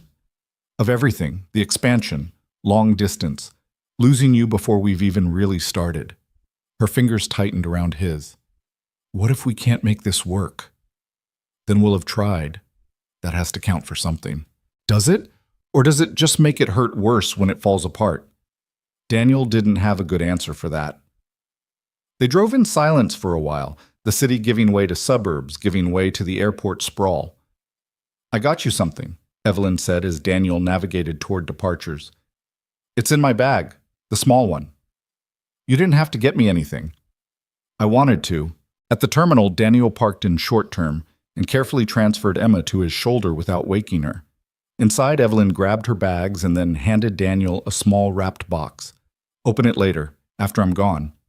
"Evelyn, please, I can't watch you open it or I'll fall apart right here in the middle of the airport." Daniel pocketed the box and helped her check her bags, the process mechanical and surreal. This was happening. She was actually leaving. At security, they stood in that awkward space where people say goodbye, and Daniel realized he had no idea how to let her go. "You'll text me when you land?" "The second I'm off the plane." Evelyn looked at Emma sleeping on Daniel's shoulder, then back at him. "Take care of her. Always. And take care of yourself. Don't work through lunch. Don't skip sleep when projects get stressful. Don't forget that you matter." "I'll try." "Daniel," Evelyn's voice cracked, "I love you. I know we haven't said it officially, and maybe it's too soon, but I'm getting on a plane in 5 minutes, and I need you to know I love you. I've loved you for 2 years, and I'm going to keep loving you from Boston." The words hit Daniel square in the chest. He shifted Emma carefully and cupped Evelyn's face with his free hand. "I love you too. I don't know when it happened or how to make this work, but I love you." They kissed there in the airport, gentle and desperate at the same time, while travelers rushed past and Emma slept through the moment her father's life split into before and after. When they pulled apart, Evelyn was crying. "I have to go." "I know. This isn't goodbye." "It's not," Daniel agreed, even though it felt exactly like goodbye. Evelyn kissed Emma's forehead, careful not to wake her, then grabbed her carry-on and walked toward security. She looked back once, and Daniel raised his hand in a wave that felt completely inadequate. Then she was through security and gone, and Daniel stood there holding his sleeping daughter in the middle of O'Hare International Airport, feeling like someone had hollowed him out. The drive home was worse than the drive there. Emma woke up halfway back and asked where Miss Carter was, and Daniel had to explain that she was on the plane now, flying to Boston, starting her new adventure. "When will we see her again?" "I don't know, baby. Soon, hopefully." "I miss her already." "Me too." At home, Daniel got Emma through dinner and bath time on autopilot, his mind stuck somewhere between Chicago and 30,000 feet in the air. After Emma was asleep, he sat on the couch and pulled out the box Evelyn had given him. Inside was a key, silver and simple, with a tag that read, "Boston Apartment, for whenever you're ready." And underneath, a note in Evelyn's precise handwriting. "Daniel, this is me being brave. This is me saying I believe we can make this work, even when it's hard. Even when the distance feels impossible, and we're both exhausted and the logistics don't make sense. Come visit when you can. Bring Emma. Make the guest room yours. Let this feel like a place you belong, not just somewhere you visit." I meant what I said at the airport. I love you. I've loved you through coffee orders and late nights and watching you be the best father I've ever seen. I love you through the distance and the fear and the complete impracticality of what we're trying to do. So here's a key. Use it whenever you want. Mi casa es su casa, or however that works when the casa is 1,200 miles away. Call me when you're ready. Or don't call, just show up. Either way, I'll be waiting. Love, E. Daniel read the note 3 times, then sat there holding the key like it was something precious and fragile. His phone buzzed, landed safely. "Boston is cold and I already hate my temporary apartment." "How's Emma?" "Asleep, missing you." "We both are. I miss you too. So much it's physically painful." "When can I call? Now?" "I'm in a cab to my place, but I can talk." Daniel called before he could overthink it, and Evelyn answered on the first ring. Hi. Hi. Her voice sounded tired and small. I made it. How was the flight? Long. I kept thinking about you standing there in the airport with Emma asleep on your shoulder, and I almost turned around 3 times before the plane even took off. You can't turn around on a plane. I would have found a way. A pause. I'm not good at this. At being vulnerable and needing someone. I'm supposed to be the one who has everything together.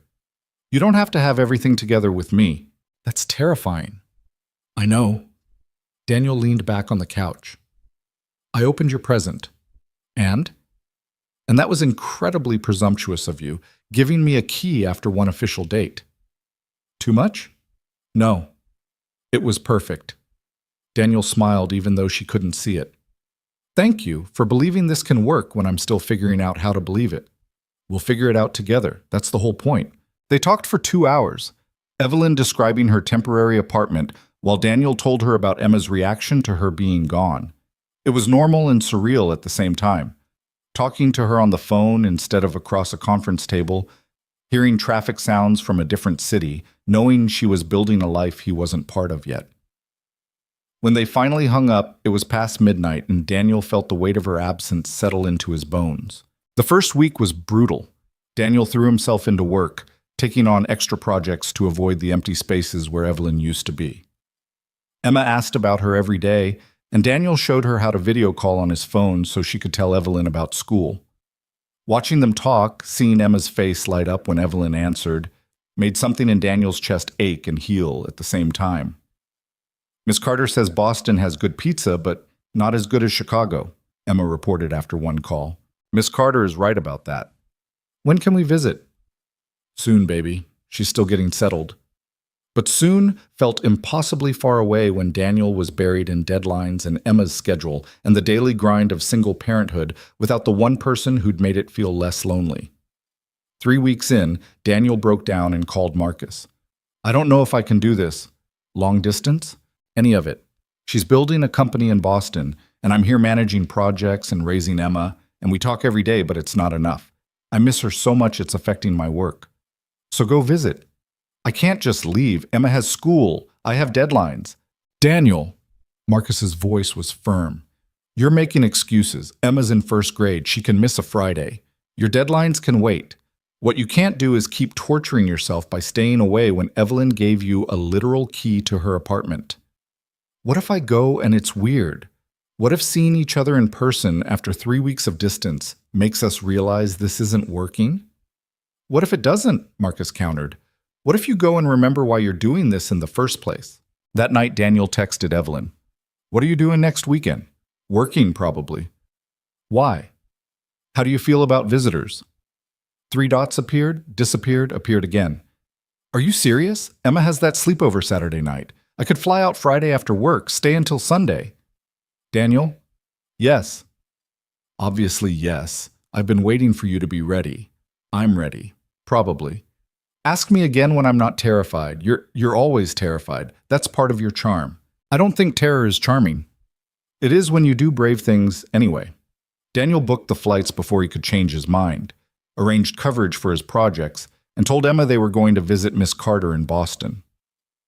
Really? Can I come? Not this time, baby. You have Sophie's sleepover, remember? But we'll visit together soon. Emma accepted this with the easy flexibility of childhood, already excited about her sleepover. And Daniel tried not to think about the fact that he was flying to Boston in a week to see the woman he'd fallen in love with in the space between coffee orders and impossible confessions. The week crawled by in a haze of anxiety and anticipation. Daniel packed and repacked his bag 3 times, changed his shirt 4 times Friday morning, and arrived at O'Hare 2 hours early because sitting at home was impossible. The flight to Boston took 2 hours but felt like 6. Daniel spent the whole time alternating between excitement and terror, wondering what he was doing, whether this was a mistake, if seeing Evelyn again would make the distance easier or harder. She was waiting at baggage claim when he landed, and the sight of her, real and solid in here, made everything else disappear. Hi, she said, and her smile was worth every mile between Chicago and Boston. Hi. Daniel dropped his bag and pulled her into his arms, and it was like breathing properly for the first time in 3 weeks. "You're really here." "I'm really here."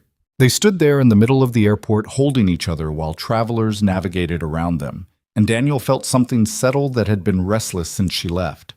Evelyn's apartment was in Back Bay, a corner unit with exposed brick and windows overlooking the city.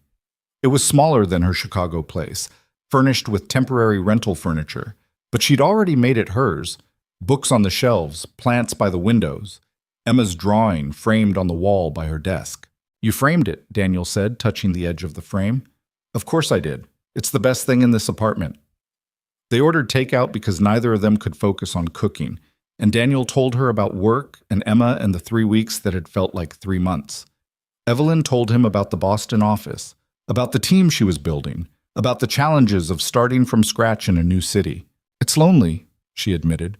"I knew it would be, but knowing and experiencing are different things. I come home to this empty apartment every night and wish you were here. I'm here now. For 2 days. It's better than nothing." They stayed up until 2 a.m. talking, making up for 3 weeks of phone calls that weren't enough. And when Daniel finally fell asleep on her couch, Evelyn covered him with a blanket and kissed his forehead. Saturday morning, they woke up tangled together, and Evelyn made coffee, black with 1 sugar for both of them, while Daniel called to check on Emma. "She's fine," Sophie's mom reported. "They've been playing dolls all morning, don't worry." But Daniel always worried. It was part of the job description. They spent the day exploring Boston, Evelyn showing him the office space, introducing him to her small team, walking through neighborhoods she was learning to navigate. It felt normal and strange at the same time, seeing her life without him in it, understanding all the pieces he only heard about on phone calls. That night, they cooked dinner together in her small kitchen, and Daniel realized this was what he'd been missing. Not just Evelyn, but the easy intimacy of shared space and comfortable silence. "I've been thinking," Evelyn said as they cleaned up, "about us, about how to make this actually work instead of just surviving the distance." "Okay. What if you moved here?" Daniel's hand stilled on the dish he was drying. "What?" "Not now. Not immediately. But eventually." Evelyn turned to face him. "Your work is mostly remote anyway since COVID. Emma could transfer schools, you could both move to Boston, and we could actually build a life together instead of stealing weekends when we can." "Evelyn, yeah, I know it's a huge ask. I know Emma's settled in Chicago and you have a life there, and asking you to uproot everything is insane. But I'm standing here in this apartment wishing you didn't have to leave tomorrow, and I'm trying to figure out how to make that not just a wish." Daniel set down the dish, his mind racing. Move to Boston, leave Chicago, take Emma away from her school, her friends, the city where her mother was buried. "I can't," he said quietly. "I'm sorry, but I can't." Evelyn's face fell. "Why not?" "Because Emma's whole life is in Chicago. Her school, her friends, Sarah's family. I can't take her away from all of that because I fell in love with someone who lives somewhere else." "So what? We just keep doing this? Weekend visits and phone calls and missing each other?" "I don't know." Daniel's frustration boiled over. "I don't have all the answers, Evelyn. I'm doing the best I can with an impossible situation. Impossible because you won't even consider alternatives. Alternatives that involve uprooting my daughter's entire life." They stood there in her kitchen, the evening ruined by reality crashing into hope, and Daniel felt everything they'd been building start to crack. "I should go," he said finally. "Daniel, don't. I need air, I need to think." He grabbed his jacket and left before Evelyn could stop him, walking through unfamiliar Boston streets trying to process what she'd asked, and why it felt both impossible and like the only solution. His phone buzzed with texts from Evelyn. Apologies, explanations, pleas to come back so they could talk. Daniel ignored them all, walking until he found himself at the harbor, staring at water and city lights, and wondering how loving someone could feel so complicated. An hour later, his phone rang. Not Evelyn. Emma. "Daddy, are you okay?" "I'm fine, baby. Just taking a walk. How's the sleepover?" "Good. But Sophie's mom said you sounded sad when you called earlier. Are you sad?" Daniel's chest tightened. "A little." "Is it because of Miss Carter?" "Sort of." "Do you love her?" The question was so direct, so Emma, that Daniel had to smile despite everything. "Yeah, baby, I do." Then why are you sad? Love is supposed to make you happy. It's complicated. You always say that. Emma's voice was matter of fact. But I think you just make it complicated. Miss Carter is nice, and she makes you smile, and she remembers things about me. That seems simple. Out of the mouths of 6-year-olds came wisdom that made Daniel's complications feel ridiculous. You're pretty smart, you know that? Sophie says I'm bossy, but I think that's the same thing. Daniel laughed, real and surprised. Go back to your sleepover, Em. I'll see you tomorrow. Okay. But Daddy, stop being sad. Miss Carter probably misses you too. She hung up before Daniel could respond, and he stood there by the harbor thinking about how his 6-year-old daughter had just solved the problem he'd been agonizing over. It was simple. He loved Evelyn. She loved him. Everything else was just logistics and fear dressed up as impossible. Daniel walked back to Evelyn's apartment, using the key she'd given him to let himself in. She was curled up on the couch looking miserable, and she jumped when she saw him. I'm sorry, they said at the same time. Daniel crossed the room and sat beside her. You first. I shouldn't have pushed. Asking you to move here was unfair when you've been doing this for 3 weeks, and I've been planning it for months in my head. Evelyn's voice was thick with tears. I just miss you so much, and seeing you here made me realize how much I want this to be our normal instead of a special occasion. I want that too, Daniel said quietly. And maybe you're right. Maybe eventually moving here makes sense, but I need time to figure out how to do that without hurting Emma. I know. I'm sorry. Don't be sorry for wanting a future with me. Daniel's throat was tight. That's the best thing anyone's wanted in a long time. Evelyn leaned against him, and they sat there in her temporary apartment building something fragile and real. Emma called me while I was walking, Daniel said. Told me I was making this too complicated, that you're nice and you make me smile and that should be simple. She's not wrong. She rarely is. It's annoying. Evelyn laughed, wet and unsteady. So what do? We take it one step at a time. We keep doing the phone calls and visits and missing each other. We let Emma get used to the idea of you being a real part of our lives. And when the timing's right, we figure out what comes next. That's not a plan. No, but it's honest. Daniel kissed her forehead. I love you. That's the simple part. Everything else we'll figure out together. Together, Evelyn agreed. They spent the rest of Saturday night talking through logistics, how often Daniel could visit, when Evelyn could fly to Chicago, how to make Emma feel included in a relationship that was mostly happening 1,200 miles away. It wasn't perfect, but it felt possible. Sunday morning came too fast, and Daniel packed his bag while Evelyn made breakfast neither of them ate. At the airport, their goodbye was easier than the first time, but still hurt. I'll call you tonight, Daniel promised. I'll be waiting. Evelyn kissed him, soft and lingering. Thank you for coming, for trying. Thank you for making it worth trying. The flight home gave Daniel too much time to think about Boston and Chicago and the impossible logistics of loving someone who lives somewhere else, about Emma and what was best for her versus what Daniel wanted, about Evelyn building a life he wasn't part of and whether that would always be true. Emma was waiting when he got home, full of stories about her sleepover and questions about his trip. Did you have fun with Miss Carter? I did. Good. You look less sad. Daniel pulled her into a hug. You know I love you, right? More than anything. I know, Daddy. Emma hugged him back. I love you too, and I love Miss Carter. Is that okay? Daniel's heart cracked open. Yeah, baby. That's more than okay. That night, after Emma was asleep, Daniel video called Evelyn, and they talked until they both fell asleep with their phones still connected. And it wasn't the same as being together, but it was something. 3 months turned into 6. Daniel visited Boston twice more, and Evelyn came to Chicago for Thanksgiving and Emma's 7th birthday.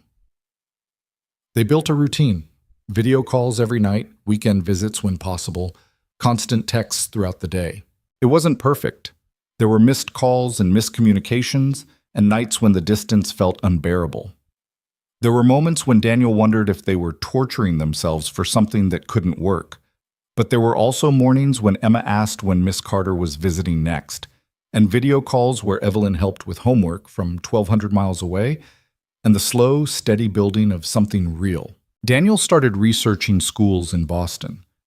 Not seriously, just looking, just seeing what was out there, just imagining what it might look like to actually build a life with Evelyn instead of just visiting one. He didn't tell her about the research, not yet, but he kept the keys she'd given him on his keychain, a reminder that someday soon might not be an impossible timeline after all. The call came on a Tuesday night in March, 18 months after Evelyn had left for Boston. Daniel was helping Emma with her math homework, fractions that somehow made less sense in second grade than they had when he learned them, when his phone lit up with Evelyn's face. "I need to tell you something," she said without preamble, her voice tight in a way that made Daniel's stomach drop. Keep working on number 7. I'll be right back." He stepped into the kitchen, phone pressed to his ear. "What's wrong?" "Nothing's wrong. The opposite, actually." Evelyn took a breath. "The Boston office is profitable, like significantly profitable, 6 months ahead of projections." "That's amazing. Why do you sound terrified?" "Because the board wants me back in Chicago. They want to promote someone local to run Boston and have me take over both offices as chief operating officer. It's basically my dad's old role before he moved to CEO. Daniel's brain stuttered.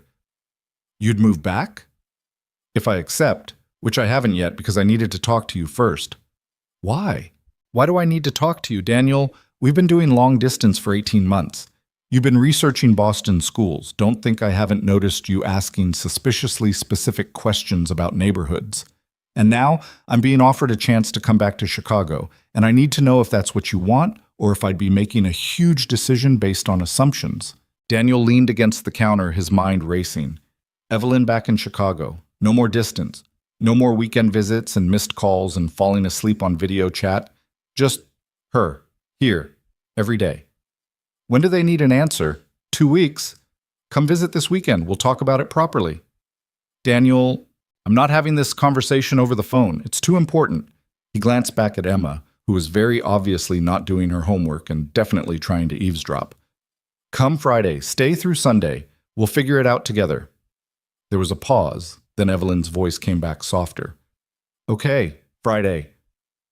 After they hung up, Daniel stood in his kitchen trying to process what had just happened. Emma appeared in the doorway, abandoning all pretense of math. Is Miss Carter coming to visit? Friday. How much of that did you hear? All of it. You weren't being very quiet. Emma climbed onto a kitchen chair. Is she moving back to Chicago? Maybe. It's complicated. You always say that when you mean yes, but you're scared. Daniel had to laugh because his 7-year-old daughter was absolutely right. When did you get so smart? I've always been smart. You just notice it more when I say things you don't want to hear. Fair enough. Daniel sat across from her. How would you feel if Miss Carter moved back? If she was around more? Emma considered this seriously. Would she be your girlfriend? Like, official? Probably. Is that okay with you? Does she make you happy? Very. Then it's okay with me. Emma swung her legs under the chair. I miss her. Video calls are good, but they're not the same as real visits. And I want to show her my piano recital in May, not just tell her about it. You really like her, huh? Daddy. Emma gave him a look that said he was being deliberately obtuse. I've liked her since that first dinner when she asked about my multiplication homework, and actually listened to my answer. Most grown-ups just pretend to care about kid stuff. Daniel's throat tightened. Yeah, she's pretty special. So don't mess it up by being scared. I'll try. But when Friday arrived and Daniel picked Evelyn up from O'Hare, the fear was still there underneath the joy of seeing her. They'd gotten good at long distance. Too good, maybe. It had become their normal. And now they were talking about changing everything again. Emma monopolized Evelyn for the first hour, showing her every drawing and school paper from the past month, demonstrating her improved piano skills, talking nonstop about her upcoming recital. Evelyn listened to all of it like Emma was presenting the most important information in the world, and Daniel watched them together and felt something shift in his chest. This was what he wanted. Not someday. Now. After Emma went to bed, Daniel and Evelyn sat on the couch with the careful distance of people who needed to talk before they could touch. So, Evelyn said, Chicago. Boston was your dream, the expansion, proving you could build something from nothing. Are you sure you want to give that up? I'm not giving it up. I built it. It's successful. And now I'm being offered a chance to come home and take on an even bigger role. She turned to face him. But I need to know if Chicago still feels like home, or if I've been romanticizing what I left behind. What does that mean? It means we've been doing long distance for 18 months, Daniel. We've gotten good at phone calls and airport goodbyes and making the most of stolen weekends. But we've never actually tried being together in the same city as a real couple. What if we do that and realize the distance was easier than the reality? Daniel understood the fear. They'd built something in the spaces between visits, in late-night calls and carefully planned trips. Adding daily life, with all its mundane annoyances and regular disappointments, could either strengthen what they had or prove it was only sustainable at a distance. I've been thinking about moving to Boston, he admitted. Evelyn's eyes widened. What? Not immediately, but I've been researching schools for Emma, looking at job opportunities, trying to figure out if it's possible. Because 18 months of missing you has made it pretty clear that I don't want to keep doing this. Why didn't you tell me? Because I wasn't sure yet. Because moving Emma away from Chicago means leaving Sarah's parents, leaving the city where her mother is buried, asking a 7-year-old to start over because her dad fell in love with someone who lives somewhere else. Daniel ran his hand through his hair. I needed to know it was the right choice before I said anything. And is it? I don't know. I thought I had more time to figure it out. And now you're telling me you might move back here. And I don't know if that makes it easier or more complicated. They sat in silence for a moment, both processing. Can I ask you something? Evelyn's voice was quiet. Why were you planning to move to Boston instead of asking me to come back to Chicago? Because Boston is your success story. You built that office from nothing. I didn't want to be the reason you gave it up. But you were willing to give up Chicago for me? Chicago is just a city. Daniel struggled for words. You're the person who makes me want to stop just surviving and start actually living again. That's worth relocating for. Evelyn's eyes filled with tears. That's the most romantic and most frustrating thing you've ever said to me. Why frustrating? Because you were planning this huge sacrifice without talking to me about it. We're supposed to be partners, Daniel. That means making big decisions together, not independently deciding who gets to give up what. She was right. Daniel had been so focused on protecting Evelyn's career and Emma's stability that he'd forgotten about the partnership part. Okay, he said. So let's make this decision together. What do you actually want? Not what's practical or what makes sense for the company. What does Evelyn Carter want? She was quiet for a long moment, and when she spoke, her voice was barely above a whisper. I want to wake up in the same city as you. I want to see Emma's piano recital in person instead of over video chat. I want to have dinner together on random Tuesdays, not just special weekends we've planned for weeks. I want normal and boring and everyday, not just the highlight reel of long distance. Then take the Chicago job. Just like that? Just like that. Daniel moved closer. You've proven everything you needed to prove in Boston. You built a successful office, earned your promotion, showed everyone who doubted you that you're brilliant at what you do. Coming back to Chicago isn't giving up. It's coming home. What about Emma? If I'm here full-time, that changes things for her too. Changes our relationship from Dad's friend who visits sometimes to something more permanent. Emma asked tonight if you'd be my official girlfriend when you moved back. I think she's ready for permanent. Evelyn laughed through tears. She asked that? She's been ready for us to figure this out since that first dinner. We're the ones who've been taking forever to catch up. So if I take this job, if I move back to Chicago, what does that look like for us? Daniel took her hand, finally closing the distance he'd been maintaining. It looks like actual dates, not just airport visits. It looks like you meeting Sarah's parents and being part of Emma's daily life, not just the fun weekend person. It looks like fighting about stupid things like whose turn it is to do dishes instead of just missing each other from 1,200 miles away. That sounds messy. Probably. But I'm tired of clean and simple. I want messy and real. Evelyn kissed him then, soft and certain, and Daniel felt 18 months of distance start to close. I'll take the job, she said against his lips. I'll come home. Yeah? Yeah. She pulled back to look at him. But we're doing this right. I want to meet Emma's grandparents. I want family dinners and school pickups and all the boring normal stuff that makes a relationship real. No more protected distance. Just us, figuring it out together. Together, Daniel agreed. They spent the rest of the weekend planning what Evelyn's return would actually look like. She'd need to give Boston 8 weeks' notice to properly transition her replacement. She'd need to find an apartment in Chicago, though Daniel noticed she looked at places near his neighborhood, not across the city. They'd need to tell Emma properly, make sure she understood what this change meant. On Sunday, before Evelyn flew back to Boston, they sat Emma down for a real conversation. "I'm moving back to Chicago," Evelyn told her, "in about 2 months, and your dad and I are going to be dating, like, officially, which means you'll see me a lot more. How do you feel about that?" Emma looked between them seriously. "Will you come to my piano recital?" "I wouldn't miss it." "Will you still remember that I don't like bananas?" "Always." "Will you make my dad less sad?" Evelyn's voice caught. "I'll try my best." Emma nodded, apparently satisfied. "Okay then, can we get pancakes now?" Daniel laughed because leave it to a 7-year-old to handle major life changes and immediately pivot to breakfast. The next 8 weeks crawled by in a blur of logistics and anticipation. Evelyn wrapped up in Boston, training her replacement and saying goodbye to the office she'd built. Daniel prepared his apartment for Evelyn to be a regular presence, which mostly meant cleaning out closet space and accepting that his life was about to get significantly less simple. Emma counted down the days on her calendar, marking each one with careful precision.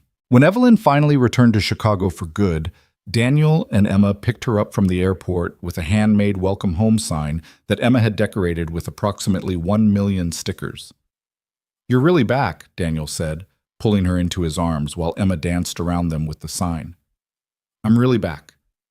Evelyn looked around O'Hare like she was seeing it for the first time. "I spent 18 months missing this city and didn't realize how much until right now." "You were missing Chicago, or you were missing us?" "Both. Definitely both." They helped Evelyn move into her new apartment, a 2-bedroom in Lincoln Park, close enough to Daniel's place that Emma could bike between them. It wasn't as fancy as her old Gold Coast apartment, but it felt more like her. Lived in. Real. The first month of Evelyn being back was an adjustment.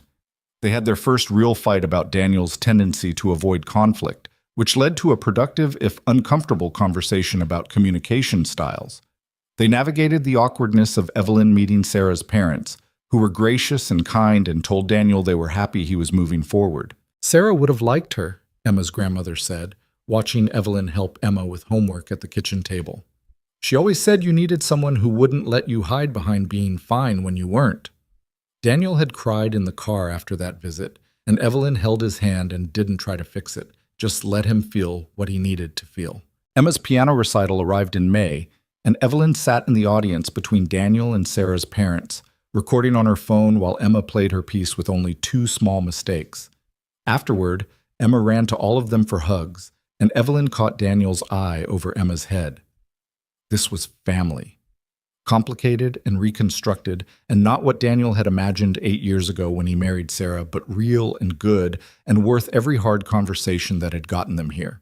That night, after Emma was asleep, Evelyn and Daniel sat on his couch drinking wine and processing the day. "Your in-laws really are lovely," Evelyn said. "They are. Sarah's mom told me today that she's glad I found you." "How do you feel about that?" Daniel considered the question. For 3 years after Sarah's death, he'd felt guilty every time he smiled, like happiness was a betrayal. But somewhere in the past 2 years, that guilt had transformed into something else. Not gone, grief never really left, but integrated. Sarah's memory didn't have to compete with his future. Both could exist. "I feel like I'm finally doing what Sarah asked me to do before she died," he said quietly. "Emma told me once that Sarah made her promise to make sure I didn't stay sad forever. I think this is what she meant." Evelyn leaned against him.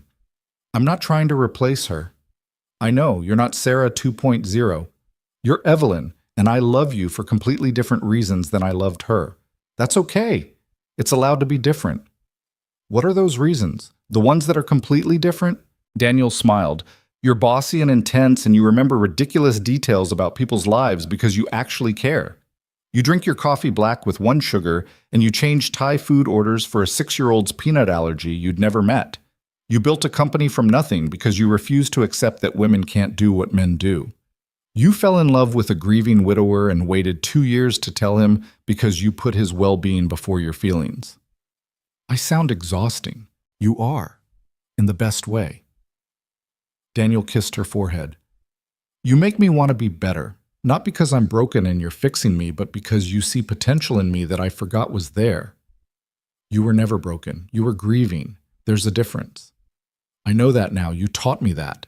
They sat in comfortable silence, and Daniel thought about the path that had brought them here. From that night in Evelyn's office, when she'd confessed feelings he hadn't known she had, through 18 months of distance and doubt, to this moment on his couch where everything felt settled in a way it hadn't in years. 6 months later, on a Saturday morning in November, Daniel woke up to Emma jumping on his bed. Daddy, Miss Carter made pancakes and she says we can eat them in our pajamas. Daniel stumbled into the kitchen to find Evelyn at the stove, wearing one of his old sweatshirts and making a stack of pancakes that would feed a small army. She'd stayed over more nights than not in the past few months, and her presence in his apartment had stopped feeling like visiting and started feeling like home. You made pancakes, he said, still half asleep. I did. Emma requested them. I'm following orders. Emma was already at the table with syrup and butter, chattering about her friend Sophie's upcoming birthday party. Evelyn served pancakes and sat down across from Daniel, and he looked at the two of them and felt something click into place. This was what happiness looked like after loss. Not perfect, not uncomplicated, but real and present and worth fighting for. Later that day, while Emma was at Sophie's party, Daniel took Evelyn to the park where he'd scattered some of Sarah's ashes 4 years ago. It was the first time he'd brought her here, to this specific place that had felt too sacred to share. I wanted you to see this, he said, standing by the bench where he used to sit when the grief was too heavy to carry home to Emma. This is where I came when I needed to feel close to Sarah after she died. Evelyn was quiet, letting him lead. I used to come here and talk to her, tell her about Emma's milestones, about work stress, about how terrified I was that I was failing at single parenthood. Daniel sat on the bench, and Evelyn sat beside him. I haven't been here in over a year, not because I forgot about Sarah, but because I didn't need this place anymore. I found other ways to carry her with me. What changed? You. Emma, growing up, time.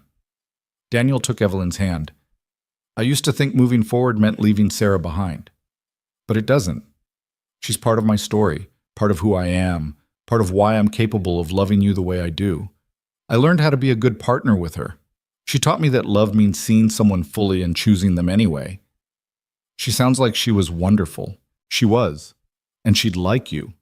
She'd appreciate that you don't try to erase her or compete with her memory. That you love Emma like she's worth loving, not just as an extension of me. Evelyn's eyes were bright with tears. I do love her. I love both of you, this whole complicated, beautiful situation we've built. Daniel reached into his pocket and pulled out a small box, and Evelyn's breath caught. I know we've only been officially together for 8 months. I know this is fast by most people's standards, but we've actually been building toward this for almost 3 years, and I'm done waiting for the perfect moment. Daniel opened the box to show a simple ring, elegant and understated, exactly Evelyn's style. I love you. Emma loves you. You make our weird little family feel complete in a way I didn't know we needed. Marry me. Move in officially instead of just staying over most nights. Help me raise Emma and build a life that's ours, not just mine with you visiting. Evelyn was crying now, not bothering to wipe the tears away. That was possibly the least romantic proposal in history. Is that a no? That's a yes, you idiot. Obviously it's a yes. She kissed him, laughing and crying at the same time. I've been waiting for you to ask for months. I even looked at rings online in case you needed hints. Did you really? I screenshot one to Marcus and asked if he thought you'd like it. He told me to be patient and let you do it in your own time. Daniel laughed. Marcus knew I was planning this. I asked him to help me pick the ring. We're both terrible at secrets. Apparently. They sat on that bench for another hour, talking about wedding plans and living arrangements and how to tell Emma. Evelyn wanted something small and simple, just family and close friends. Daniel agreed because he'd done the big wedding before, and what mattered now was the commitment, not the ceremony. When they picked up Emma from the birthday party, she took one look at Evelyn's hand and squealed, "You're getting married! I knew it! Sophie's mom owes me $5. You bet on this? Daniel asked. Sophie said you were too scared to propose. I said you'd do it before Christmas. Pay up, Daddy. Daniel handed Emma $5 while Evelyn tried not to laugh, and they drove home as a family that was about to become official. The wedding happened 3 months later in February, small and simple, in the same park where Daniel had proposed. Emma was the flower girl, wearing a dress she'd picked herself and carrying a bouquet almost as big as she was. Sarah's parents came, and Evelyn's mother flew in from Seattle, and Marcus served as best man while making terrible jokes about workplace romance. When Daniel and Evelyn exchanged vows, he promised to love her loudly instead of quietly, to build a life with her instead of beside her, to trust that healing wasn't betrayal and moving forward wasn't forgetting. Evelyn promised to see him on his worst days and love him anyway, to be a partner to him and a steady presence for Emma, to build something new while honoring what came before. Emma stood between them during the ceremony, holding both their hands, and when the officiant pronounced them married, she cheered louder than anyone. They moved into a new house in March, bigger than Daniel's apartment, with a yard for the dog Emma had been requesting for years, and a home office for Evelyn's late nights. Emma got her own room, decorated exactly how she wanted, and they created space for Sarah's memory without letting it dominate their present. One night, several months after the wedding, Daniel found Evelyn in Emma's doorway, watching her sleep. "You okay?" he asked quietly. "I was just thinking about that first dinner. When you brought Emma and I was terrified I'd say the wrong thing or she'd hate me or you'd realize this was all a mistake." Evelyn leaned against him. "And now she's my daughter too, in all the ways that matter. I get to be here for homework struggles and piano recitals and teaching her that women can build companies and change tires and do anything men can do. She's lucky to have you. I'm lucky to have both of you." Evelyn turned to look at him. "Thank you for being brave enough to try, for not letting fear win. Thank you for loving me before I knew I needed it, for being patient while I figured out how to love you back." They stood there in the doorway of their daughter's room, in the house they'd chosen together, building a life that honored the past while embracing the future. Years later, when people asked how they met, Daniel would tell them about the worst blind date of his life and the office confession that changed everything. Evelyn would add details about coffee orders and Thai food and falling in love with a man who was too busy surviving to notice. Emma, whenever she was around to hear the story, would roll her eyes and say they made it sound way more complicated than it actually was. "You loved each other," she'd say with teenage exasperation. "You just took forever to admit it." And she was right, because the truth was, love had been there all along, in the quiet moments of noticing and caring, in the small acts of kindness that built a foundation neither of them realized they were constructing. Daniel had learned that healing wasn't about forgetting the past. It was about integrating it into a future that had room for both grief and joy, for old love and new, for the person he'd been and the person he was becoming. Evelyn had learned that strength wasn't about having everything figured out. It was about being vulnerable enough to admit when you didn't, brave enough to ask for what you needed, and patient enough to let love develop in its own time. And Emma, wise beyond her years, had learned that family came in all shapes, built from loss and love, from choosing each other every day, from showing up even when it was hard. On quiet mornings when Daniel made coffee, black with 1 sugar for both of them, and Evelyn sat at the kitchen table reviewing project files while Emma practiced piano in the next room, he'd think about that night in her office, about 5 devastating words that had changed everything. "She can't love you like I do." Evelyn had been right. Nobody else could love him quite like she did, with patience and fierceness, with understanding and challenge, with the kind of attention that said you matter, and I see you, and I'm not going anywhere. And Daniel had learned to love her the same way, loudly, presently, with the full knowledge that love after loss looked different than love before, and that was okay. It was allowed to be different. It was allowed to be better in some ways, harder in others, and entirely its own thing. Because at the end of the day, the best kind of love wasn't the kind that saved you. It was the kind that saw you clearly, all your mess and grief and complicated history, and chose to build something new anyway. That was what they'd done. What they kept doing every morning, every argument, every small moment of choosing each other. And it wasn't perfect, but it was real. And after years of just surviving, real was everything Daniel needed.